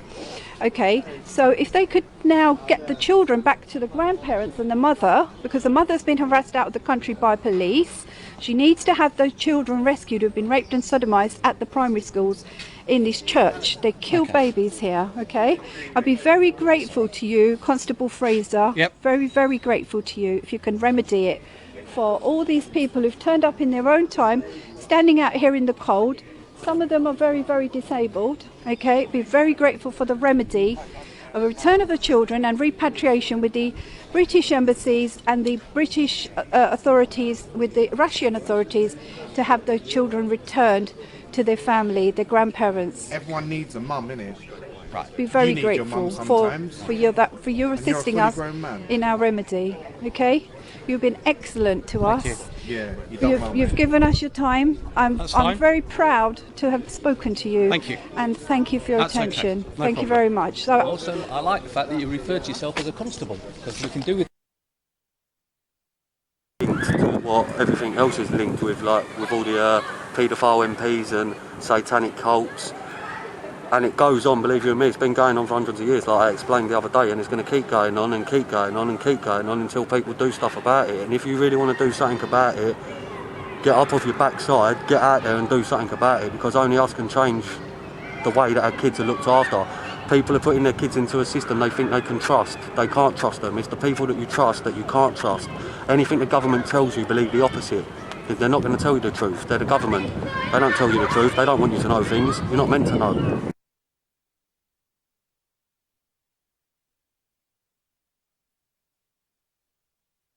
You only know if they want you to know. Schools, they don't tell you the truth. They teach you and indoctrinate you into their way of thinking so that you become, what's the word, indoctrinated into their system. And you have to abide by all their regulations and rules and their acts and statutes, which is not true. I stand under common law in a common law jurisdiction. The statutes and acts mean nothing to me. They're just legislations made up by a group of rich boys that think they own everybody and can tell everyone how to live their lives. And it is connected. It's all connected. It's all connected. Like I said the other day, they're just a bunch of bankers, and everyone's scared of a bunch of bankers. These bankers have got control of the world and the governments and everything in it. Banks control governments, governments control police, police control the people. What does that say? You're at the bottom of the pile. Now, government have made you think that they're there to have authority over you, but really it's the other way round. You have all authority over government. We created government. They have no authority over you unless you give it to them. But what I would say is get down to any courts if you know of any court cases like this, and start doing something about it and making change in this country, and not just this country, the whole world. We need to bring this satanic cult down, because they're just Satanists and they murder people, they murder kids, they murder anyone that tells the truth. Basically, you can call me a whistleblower, you can call people whistleblowers all day long. It ain't whistleblowing, it's called telling the truth. That's what people like, people that tell the truth. There's one thing people can't stand, is liars and thieves. And to me, the whole government are just liars and thieves. The bankers live the biggest fraud ever with money. There is no such thing, it's just promissory notes. I keep telling you, you need to do your research, wake up, study yourself, don't believe anything I'm telling you, do your own research and find out for yourself, find out who you really are, and then you'll know.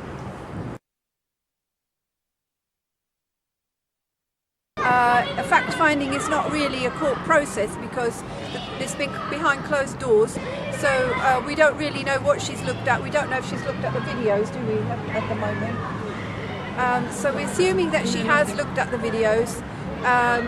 We really need to know in what sequence she's seen the videos, because it's very important that she's seen the actual family, the interviews by the family, and first, in chronological order, because if she's only seen the last police interview of the 17th of September and she's not going to have really got to the grips of the facts of the case, without being allowed into court, yourself not allowed in, we've no idea what she's going to base her decision on in this, what facts have been put to her. Do we know what evidence was submitted to her? Well, I only know from the original list of witnesses who might have given evidence, and I do know that the grandparents gave evidence during the whole day. Obviously the father gave evidence, the mum and the boyfriend were supposed to but weren't there, so they couldn't. I think the head teacher gave evidence she's certainly down on the list of witnesses. Possibly one or two of the police and the social worker. And we don't even know if it was the London Borough of Barnet against the family or the family against It was in the father's London name, Borough of Barnet. Well, there have been two sort of battlegrounds or playing fields here. One is Barnet versus the family, because they're the first respondents for Barnet's application. And the other is our own application on behalf of the family against the local authority, really, which we don't know how much more mileage that's got, but we certainly put it in at some point in the sequence of the last week. See, I don't think that there is any court process that allows one case to be looked at by one judge and then another opposing process by another judge to be added to it. You would think there was a contradiction there, wouldn't you? Well, really, this should have been a panel of judges. This should have been a criminal hearing, because of the seriousness of the allegations, to which the judge herself admitted that, the allegations were of the most serious nature. So, how she's managed to wind it up and declare judgment in 1 hour flat this morning, I really don't know. I don't think it's the end of it. It's not the end of the case. It's actually the beginning of wider proceedings that will have to happen. Certainly, the family's case is that they're seeking a remedy that the children be returned back to the mother and grandparents, and that they be repatriated to Russia, wherever the grandparents live, and also there be protection for the witnesses, such as and the Mackenzie friend Sabine McNeil, who's also been harassed out of the country by police. Intimidation, is that a good word to use? I think it's threat of kidnapping by police to the mother. She had their flat door broken in, so they obviously meant business. This is something we found this just in the last couple of days, because somebody went to pick up her post and found that the flat door was forced and the locks had been broken and then repaired again. This all happened in her absence, but so they obviously did mean to arrest her. So definitely that's serious harassment, isn't it? For both the mother and I wanted to ask you if you think there is many parents and teachers amongst in the school crowd that are doing these crimes in the schools. Who do you think the police should really start with first? I mean, it's an obvious question. I think the obvious thing is they should have started straight away with the father, and how much they've looked at the father. I mean, the obvious thing would have been to have raided his flat or his house, I'm sure it was flat or house, and taken his computer and gone through that with a tooth comb, but I don't think that has happened.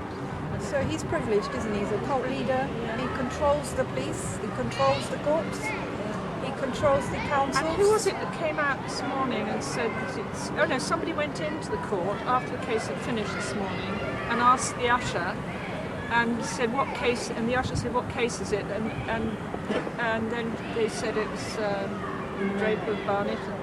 Oh, the Dearman case. Yeah. So it's the Dearman case. So that's his case, right? His application, his case. So through the local authority, this one man is getting himself protected in order to be able to carry on his evil deeds. And as far as we know, the church is still carrying on with its usual Sunday service at 11 o'clock. Yes, well, that's it. And you have some idea to visit that, but I'm not quite so sure. And my feeling is to back off from Hampstead just now.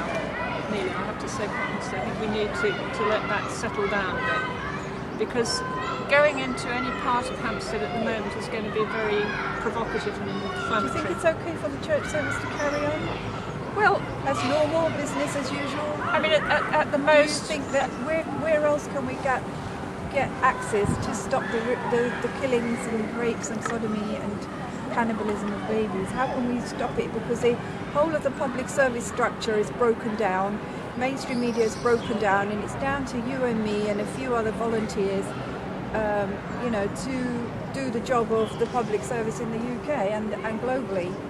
I would like the public opinion to build up a little bit more over this whole issue, and then for many more people to input as to what action they want to participate in. I'm not sure if it's for just one or two people or to take unilateral action at this stage, especially when nothing has been proven. It's all allegations, and it's all, you know, I happen to believe it's more than allegations because it's my gut feeling, the gut feeling of many people, but we need the public really to come in on this and to, you know, conspicuous by their absence in a way from this whole issue are the public in Hampstead. You know, I haven't had much contact. I've had one or two members of the public contacting me, but not a great lot of people as yet. They need to put their opinion in some way that. You sure they're not Dearman supporters? They probably could be. Yes, they probably. Right, because they're not going to stop doing that, are they? Because they want everything kept hush hush and kept everything going. As you see, we've got to decide: is it going to stop or is it going to carry on? And how are we going to stop it? That's the issue, isn't it? It's not about one or two people who are going to be upset if it stops. I think it's for a lot wider members of the public to be participating in causing it to stop. Well, members of the public would be the public servants who we are against. You can't count on the public servants or the police to do their job at this stage. That's right. So they're not on our side. So all we are left with are the victims. The actual victim. They're broken people. I mean, you know, if you had a child taken away and then the horrifying thought that with foster care, they could be being put through satanic rituals. That must be, you know, you just think there's nothing more important than that to wait stop and see. that, Wait and see who come to our rally next month on the 11th of April. We're having a big rally in central London. It's open to any members of the public who feel strongly about child abuse and possibly strongly about this particular case to come along and voice their opinion and be with us and pledge their support. That's what I would like to see. There's nothing to stop people going into the church service. If people want to go into the church service and privately pray for the babies, pray for the babies, pray for the children, and call down spiritual help to deal with this horrific situation we're in. We need to do that. I would, but some people are sort of contemplating more direct action, actually taking over the church and turning it into a common law court or that sort of thing. I wouldn't say that we're at that stage to be able to do that at this stage. No, I think we should pray and we should be a quiet spiritual presence in that church. That may be the only way that we can actually stop the rituals is to actually use common law and use the common law court structure and juries. If we've got 12 people of 12 jury going in there, they've seen the testimonies, if they've seen the evidence of the mother, the children, the grandparents, and they've decided that there is enough evidence to prosecute under common law the accused, which is the Father Paul Conrad, who runs the church service on a Sunday at 11. If there is enough evidence against the priest. Well, is there enough evidence against the priest? This is the problem, you see. Well, has he got tattoos? I think he's got tattoos, hasn't he? Well, anyway, I think this debate is going to rage a bit for the next few days as to how we could go forward at this stage. We will, as many people as are here, probably have different opinions as to how to go forward. So I think that just to have the debate and the discussion is a stage we need to go through. Indeed. And for the public, whoever's in touch with us, to input on that. Is there a way that you can force people to give, you know, a declaration to say they don't have any tattoos on their body and they've been inspected by a nurse or doctor? You could have a say they've been examined and this is the document drawn up and recorded. Surgeons lined up who are willing to examine bodies, people's personal, you know, decorations or so on their bodies or lack of decorations, and they will be able to say whether tattoos have been removed, for example. So we have the resources within our own network for carrying out, you know, an examination of anybody who's willing to come and get their name cleared. You know, if they've been accused or they've been alleged to have certain marks on their bodies, then nothing is to stop them coming forward now, get in touch and having their names cleared. We're very happy to clear anybody's name who feels they've been wrongly accused. So I still think we need to follow up what happened to our application, which was the family versus the council. Also, all right, so you can see that, well, this is about the end of this particular statement. You know, it gets curiouser and curiouser, but anyway. I want to let everybody know, you know, Marine Pelter, Pieter, or, you know, I know, Sergeant Mo, over there on Facebook. She keeps visiting this site and getting herself doxxed. And I keep telling her to stop doing it. Stop doing it, because they have a doxing script set up for right when you enter the page. And they have a C drive target script in which anything that you have shared, any hard drive, you know, anything on your hard drive that is set up as shared a network gets indexed and downloaded. Yeah, I went over there today with my vanilla hard drive and I took a look at it, and it immediately started trying to suck off of my hard drive. I mean, immediately. And so I done a scan of the code on the page, and it has to be activated by a moderator, but it just seems to be automatic anyway. So this what was that called? Hold on, give me a second. Thefogbow.com. Don't go there. There are people out there and trolls that will lure you there, and that's why they are luring you there, to dox your ass, to suck off your hard drive, to get information on you. This is, you know, and I went over to this site very clearly, and apparently they think they're really good. They're really good at that, but these idiots apparently didn't shut down some of the backdoor hacks.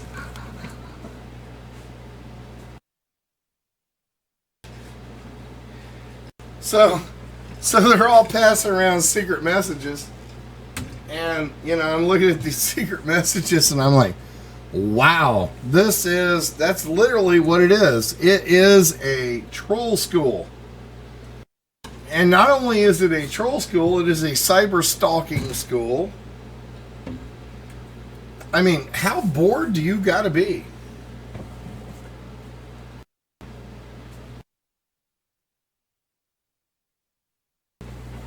So whatever you do, don't be lured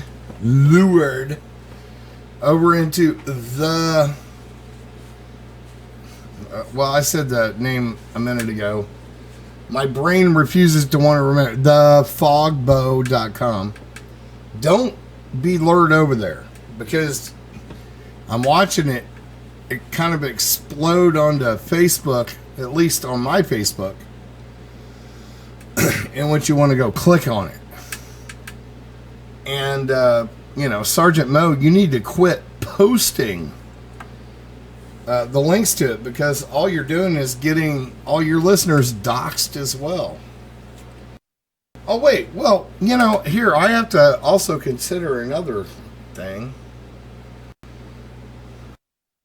You know, I'm not allowed to talk to these people anymore, according to Scott Schiller. Scott Schiller, they don't talk to me anymore.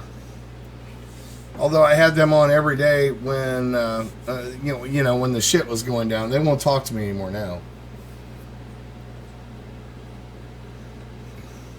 So, you know, there's a little bit of suspiciousness in all of that.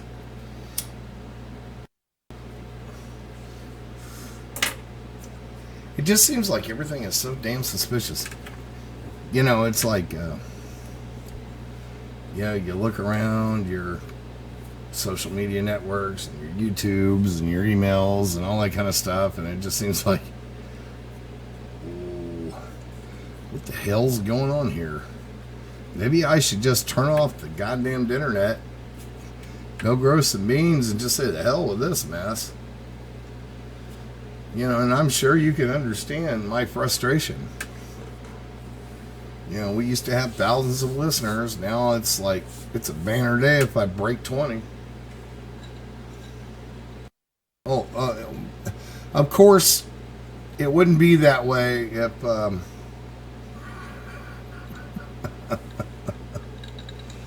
wouldn't be that way if, well, some particular radio host didn't run my other channel.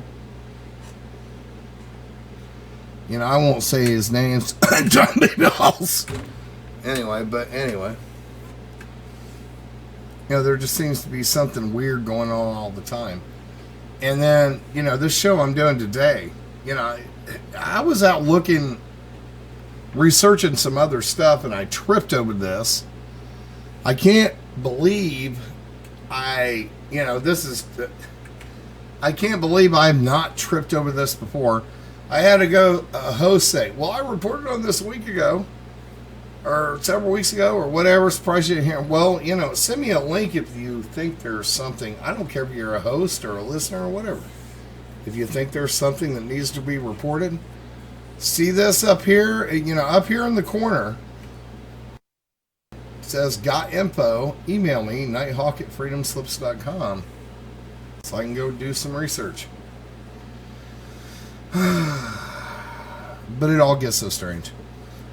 Now, I'm going to run the rest of this, and then we got two more, and then we got a couple other things. They have some religious issues in nature, but you know, it's very strange. You know, I've always said, you ain't got to believe in it, but the problem is that the people that are doing these evil things, they do believe in it. And that's the problem. For the remedy that we seek, because this fact-finding is not really our remedy. You know, it's not going to produce a remedy, because that's a harassment case against the family. So we still need to go back into court and follow up. Well, let's find out what actually has been said by the judge today. That's the first thing of all, because if she has come to the right decision, which is the only decision I think she could come to be the right decision, to allow the children to go with their Russian grandparents back to Russia, then from that point onwards, you know, we're in a much better position from the side of the family, aren't we? Yeah. And then we also hope that she will grant the court of protection to the parties who have been bullied by the police out of the country to come back and answer the charges and hopefully clear the charges. That's what should happen. So I hope she's put those two things in her judgment. And she's got the application anyway that Judge Keehan had transferred to her to deal with. So if she hasn't dealt with it, then another judge would have to deal with it, because he referred it to her. Okay, so to deal with the medical evidence, wasn't it, of that the children are actually telling the truth. Yes. Bill Maloney is working very hard on the sidelines, guys. He knows about the case, and he's working in the background. And that's what I can tell you, because that's what I know.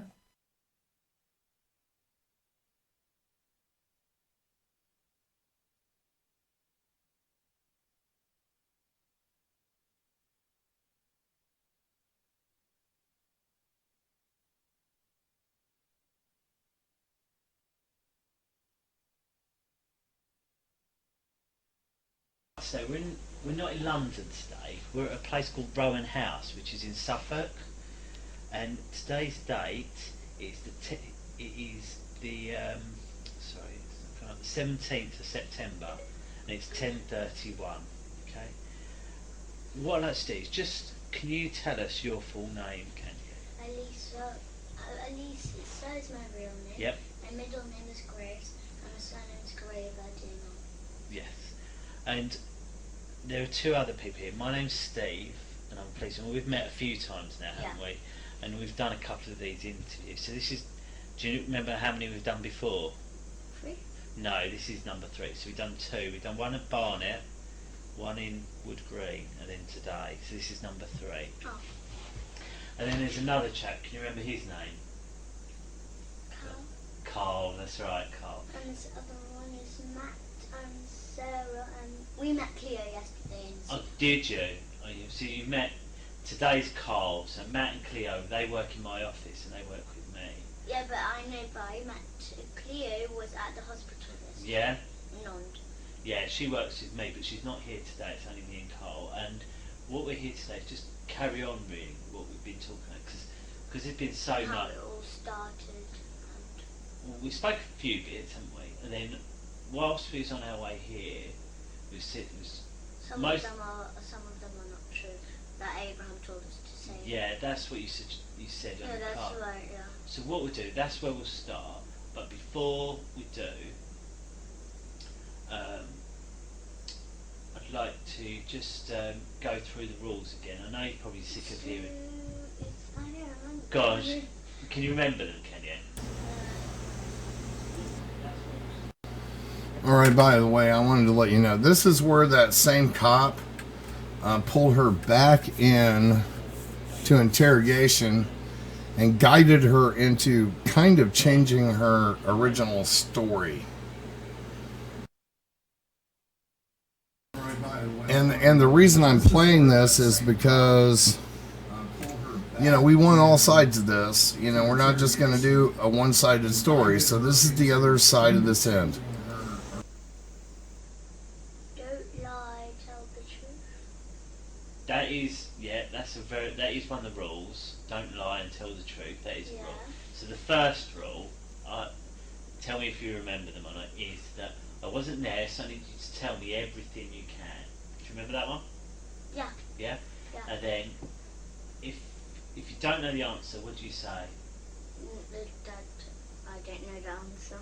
Yep, that's right. And if you don't understand the question I ask? I'll tell you I don't understand. Perfect, yeah. And then that goes the other way as well. If I hear something you say that I don't understand, I might ask you. Yeah. And then there's the one that you said, that we must tell the truth. And that we can't lie. And I think you've already shown me that you understand the difference a couple of times about the difference, okay? So I don't think we need to go over that a third time really, because I think you've been very clear with what you said. And what about rude words or things like that? Is it okay to use them in this room? Yeah. Yes, it is, that's right. Okay. And this pen and paper, who's able to use this? Can you remember? You. And who else? You can, and it's for you, really, basically, if you want to, say you want to draw or write something. Yeah, I know what it is for. I know what it is. Yeah? So if there's something that I didn't tell you, but I don't want to tell you, that I can just write it down so the next time I can show you. If you want to write it down, and it's easy for you to write down, that's fine. It's fine. It's there for whatever you think it's best to do. Like say you want to draw something, you can draw something. Okay? So what are we going to start off by saying? Well, shall I remind you, we was talking a lot about food in the car. I think that was 99% of the Germany, wasn't it? Yes, all rubbish. And there's one other thing you told me was about that Abraham told us some things to tell that which is not true. Because you mentioned about Zorro and about heads being cut off, didn't you, in that film? Yeah. And obviously I wondered whether or not that... Because he watched his film, he watched it, he lended it. Oh, okay. And I was wondering, is that how you knew about the babies? Yes, because I had an idea. So then I told Abraham, and then Abraham said, good, then do that and tell that to the police. Right, okay.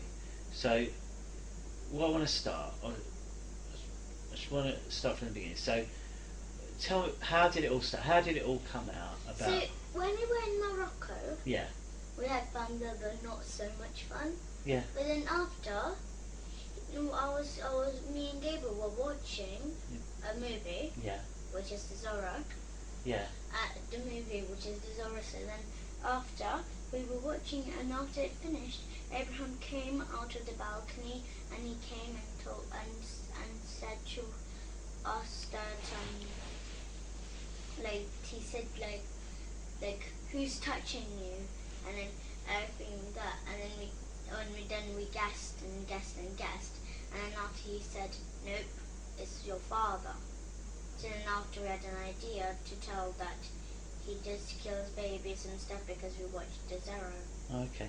So we spoke a couple of times. Do you remember? And obviously, what the one rule you remembered was tell the truth and don't lie. Yeah. That's the only, out of all those rules. That was the only one you remember. Yeah. So why is it that you told me something then, which was not true? And no, because Abraham told me to say that. So then after that, there's more trouble because I didn't know there would be more trouble. But he told me to say that because I was too scared of him.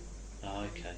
And why are you scared of him? Because he just hit me if I say okay, then he'll just hit me because he doesn't believe me. Okay, you told me lots and lots of things there. Yeah.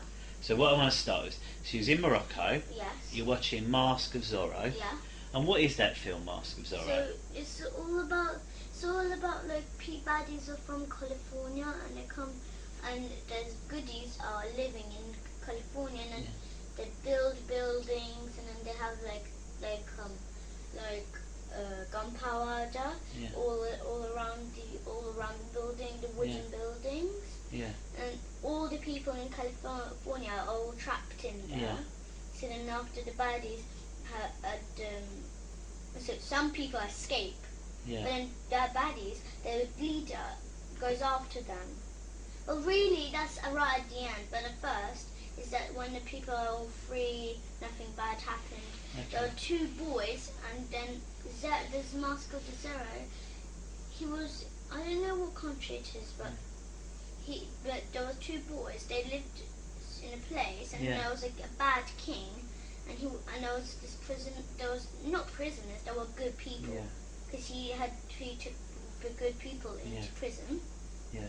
And it's not like actual prison. So the soldiers got guns and they kill the people who are in prison while they have a cloth around their eyes and then they're standing on their knees. Okay. So they got shot, but then after they got saved by two small boys and the Mask of the Zorro. Okay. So his name is Zorro. Okay. And you said there's a bit where someone gets cut. Is that right? Yeah. That's in the middle. So then after the two boys grow up to adults, and one of the Zorro,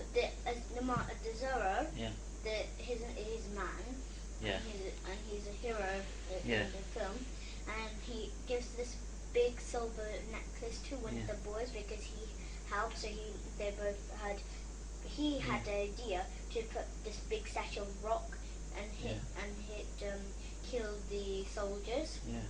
So, and then after the prisoners got they're good people.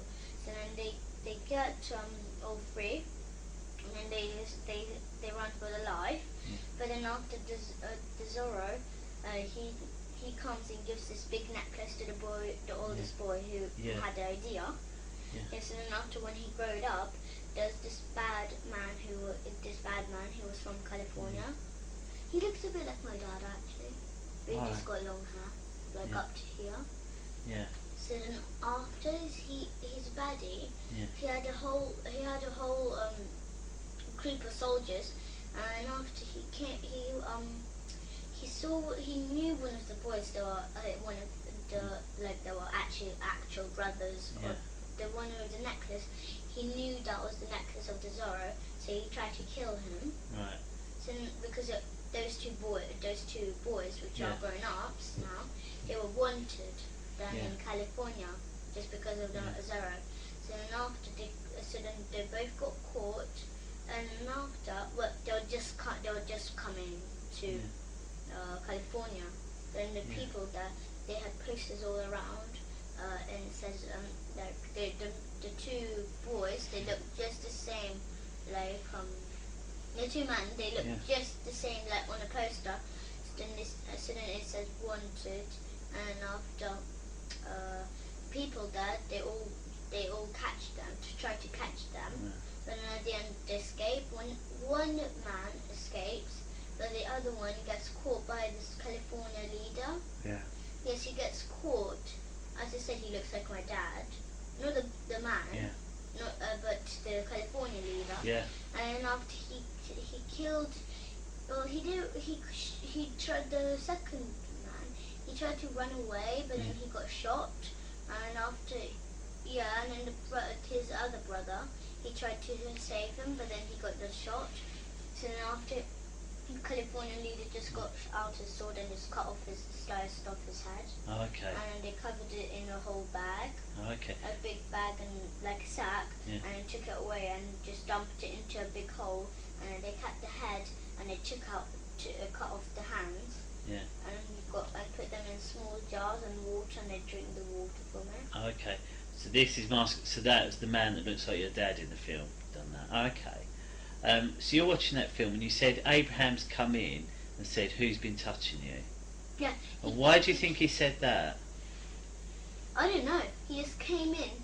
He did just come in. He came with my mum. Yeah.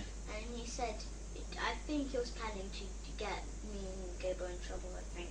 Yeah. But he just said, "Who's touching you? Who had learned you to touch each other?" And were you touching each other? Yeah. You were? Yeah, but then after, we just watched my friend Sophie from my school. She touches me. Who? Sophie? Yeah, she's my friend, but not really. Oh, okay. She just believes me and all kind of stuff. Okay. And she touches my private. Okay.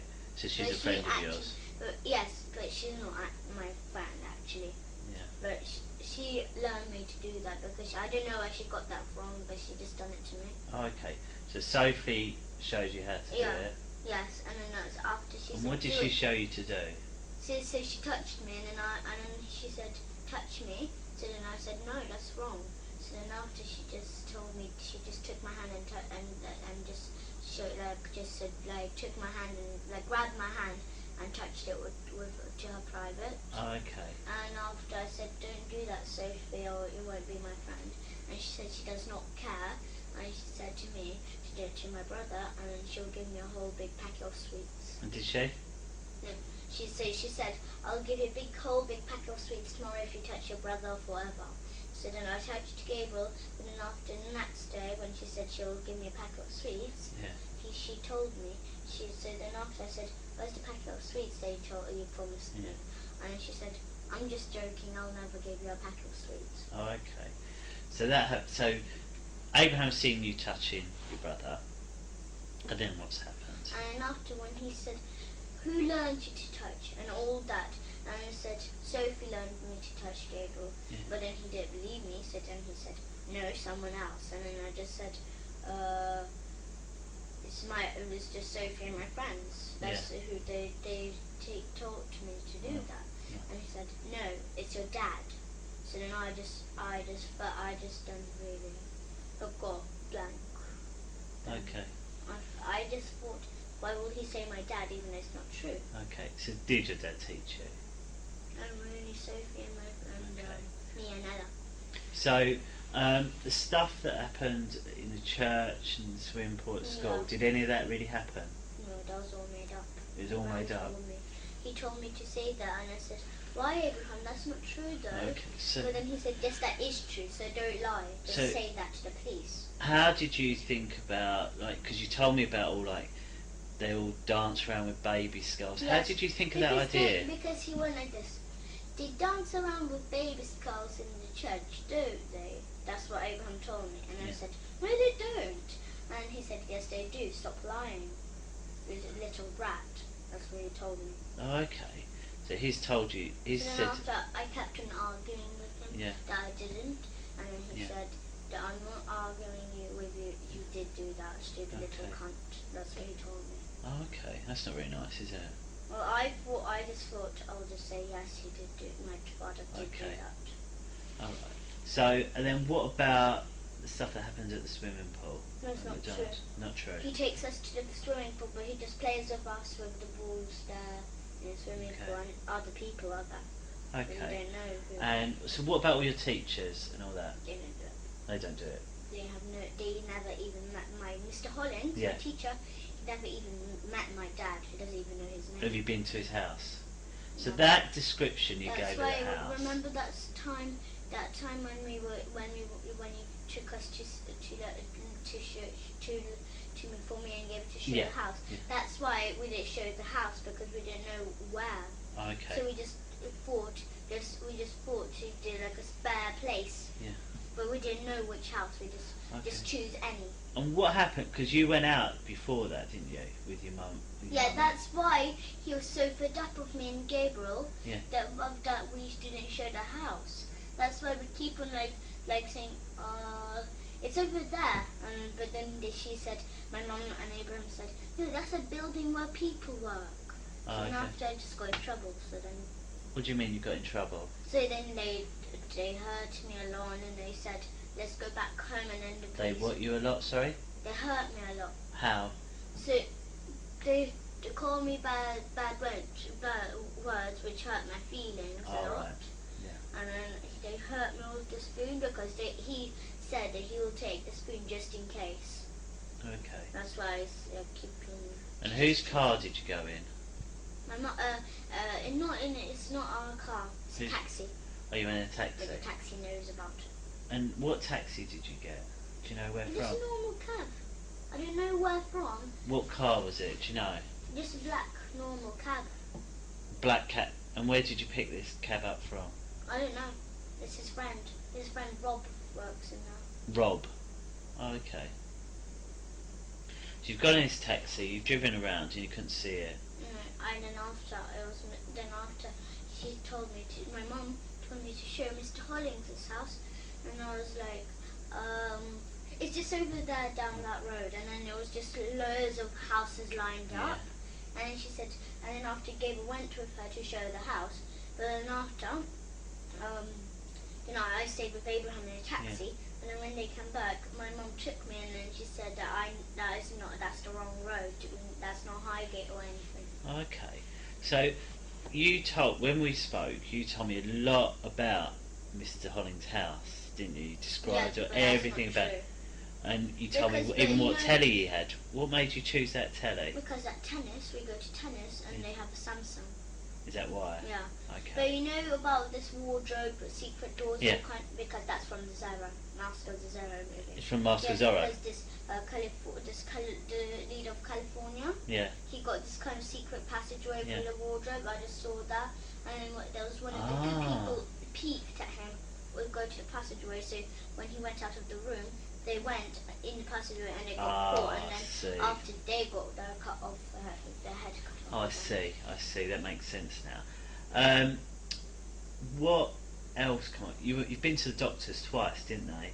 Yeah. You've been to the doctors twice. Yeah. And they said But then I was really hoping that they'll find some scars or something. Why? And they did find some scars. I don't have no idea why. You don't know why? No, I have no idea why. I was hoping. I was hoping for. Why was you hoping they'd find some? Because then they'll say, you do not have any scars. So then I thought I'll get in trouble for not, because I don't have scars. Then there will be not. Then the whole thing is. Then I'll get in trouble for not. And then Has anyone ever put anything into your bum? What about into you call it your front bum as well? What about into your front bum? No, it's only Abraham who kicks my privates.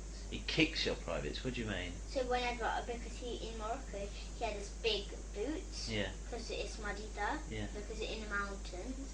So he just kicked me right in my front private. Oh, okay. And then to my bottom. Okay. But I keep on. That's why I'm so used to it. That's why I keep on going like that, and then keep on running away from him when he got his boots on. Right, I see. But then he's faster than me, so he just comes after me and just kicks me. And you told me a lot about plastic willies and. That was all not true because Sophie. How did you know about it? that? Sophie, she has an iPad Mini, and she likes sexy stuff and all this, and she showed me a picture of plastic willies sticking a bum. Oh right. So I got the idea of that. Because I was thinking it was in year 3. Oh, in year 3. And I'm in year 5 right now. Oh, okay. So I just remembered it from memory straight away, and then I just said, they stick plastic willies in my bottom, Abraham. So how did Gabriel know about all that? Because I told him. Because that time I told Gabriel that day when Sophie showed me on iPad Mini, that she showed me this kind of stuff.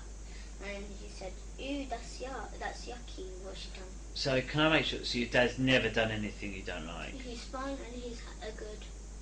Okay. So, you made this up because because of all the stuff I just remembered what I saw, I know everything, but it's just all because of Abraham, because he keep on hitting me, he's telling me. What do you mean keep on hitting you? Well, he keeps on like saying like I'm gonna not live with them, he's gonna dig a hole in the field and dig me into it and then just leave me there and till I die. Yeah. Till I drown, because they're going to put water at the top of me.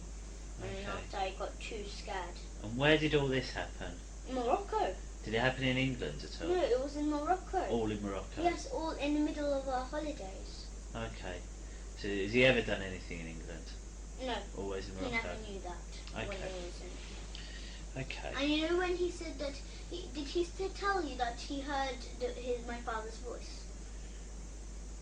I've heard something about on Skype. No, because he said that he heard his voice on Skype. Yeah. Yeah, that's not true. That's not true. And then he says that I am lying because he says I can see through you, Elisa, that you're lying, and I don't believe that. Yeah. Because I think this is what he does. He believes in lies. Yeah. Not in truth. He doesn't believe in truth, just lies. Okay. Because I lied to him all this time. Because Okay. that's why I keep on saying, changing things. I keep on saying, my father done that and then done that, and then after I keep on changing things because I didn't know what to say. That's why I keep on getting hurt, and that's why he thought I was lying. Okay. So I'll make this. So you hurt your ear as well. The doctor said there's something wrong with your ear. Is that right? No, but also I had an infection a long time ago. Oh right. So I had a big, I don't know what it was, but it was an infection. It was a big black mark on my ear inside. Okay. So then I had a special spray, and I had to spray it in my ear every single day. Did anyone else have that in your family? No, it was only me. See, that's why your ears. So you had an ear infection. No, You don't know why there's scars on your bum. No. But it's not because anyone's put anything in I there. I don't know. Maybe when I was little and when I was having a bath, I don't remember, but maybe I slipped or something. Okay. When I was coming out of the bath on Holycroft Avenue. So the other two things, when we spoke a lot, none of that's true. But yes, but the thing is when he just started, I just was fed up. I was just thinking that I don't care if I go to jail. I think I deserve to go to jail for lying so much. You shouldn't. No. As I remember, what I've always told you that as long as you tell me everything, you won't get in trouble. Yeah, but all and that's about still that true church, now. All about that church, all about the what's his name, Father Paul's room. It's all not true. All not true. Okay. That's why I was so worried that you won't find any skulls in rooms. Okay. The rooms are true, not the secret rooms. Yeah, no. But the nursery room, all of that is true. But then I was so scared that you won't find the scars in the church, so then I was so scared and worried. It's fine. It's fine.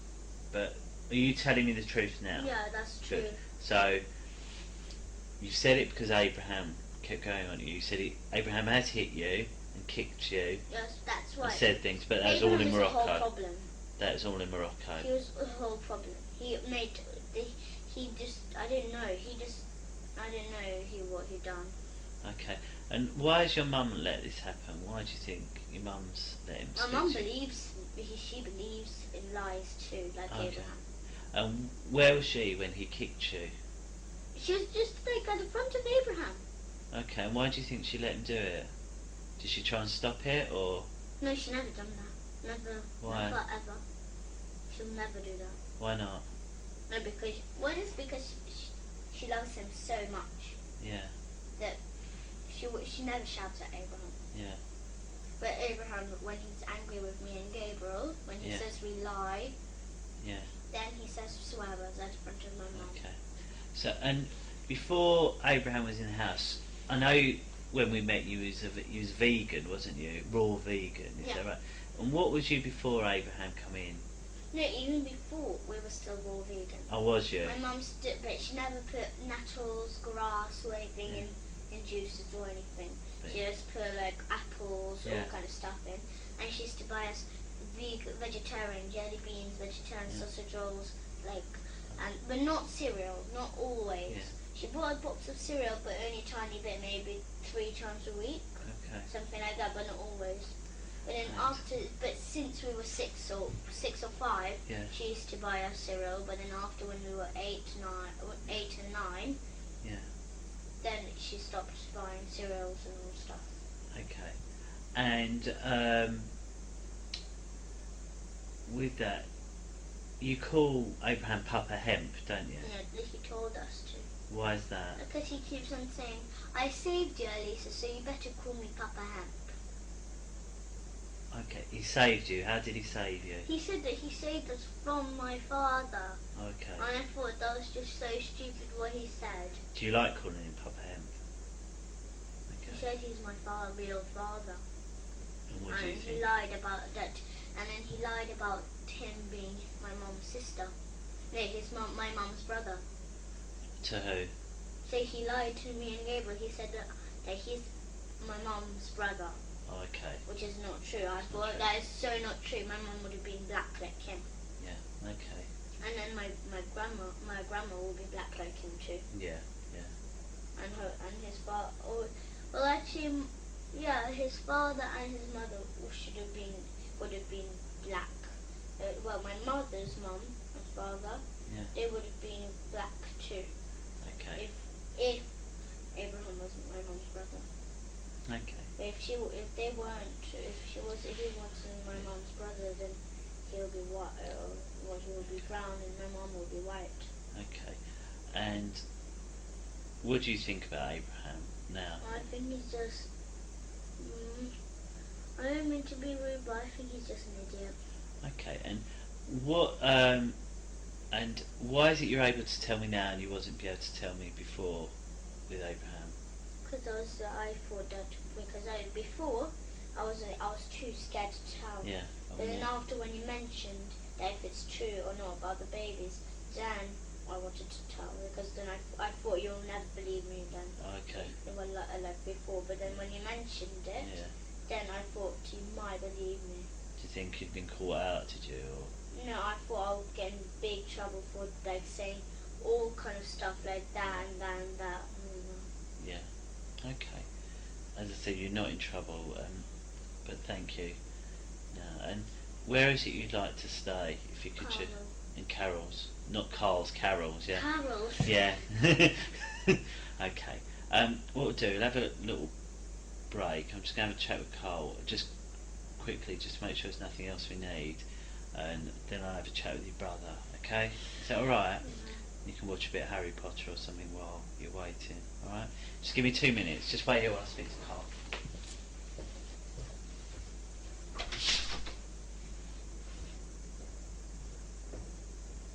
One there.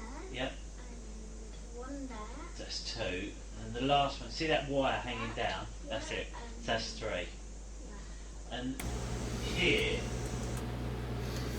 I mean, is this all not so frightening?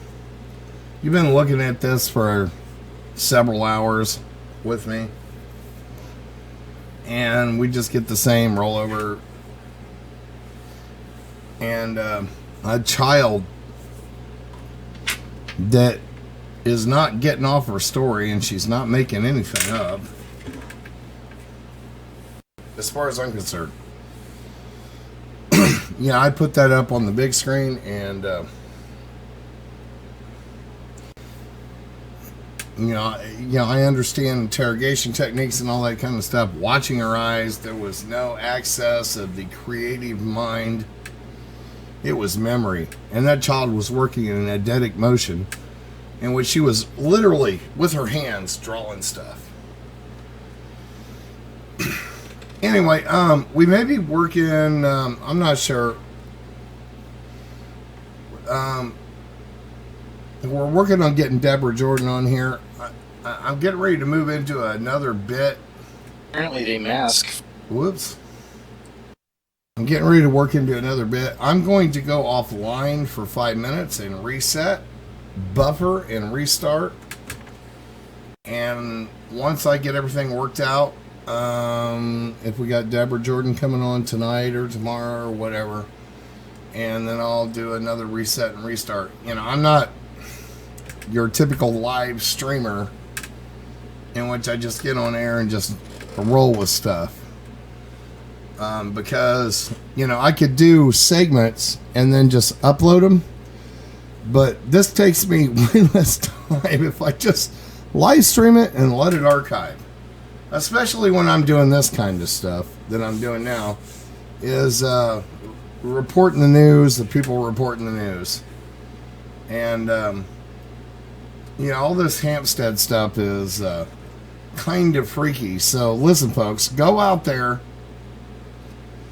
and do some research. This is nothing less than creepy at every level, and actually it's terrifying to me because I have a child and I have nieces and nephews and a grandchild on the way. So it makes me go, really? Excuse me? What the hell? Can this be even real? So anyway, we'll be back in a few. Give me 5 to do a reset. Be right back.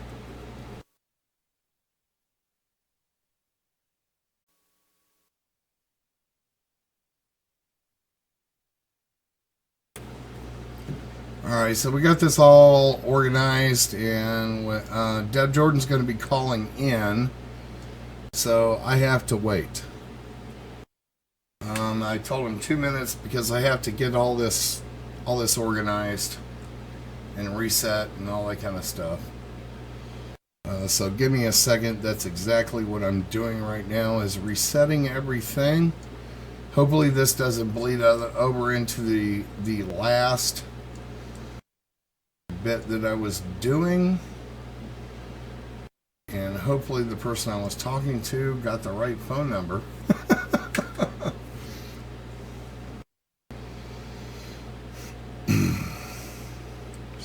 And I'm also going to add that phone number right into, although I will not be taking calls from anybody but Deb Jordan.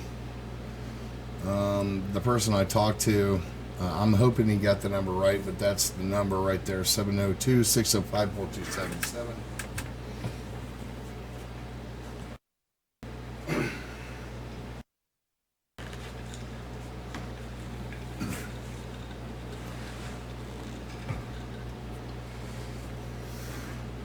And so now it is a matter of wait time.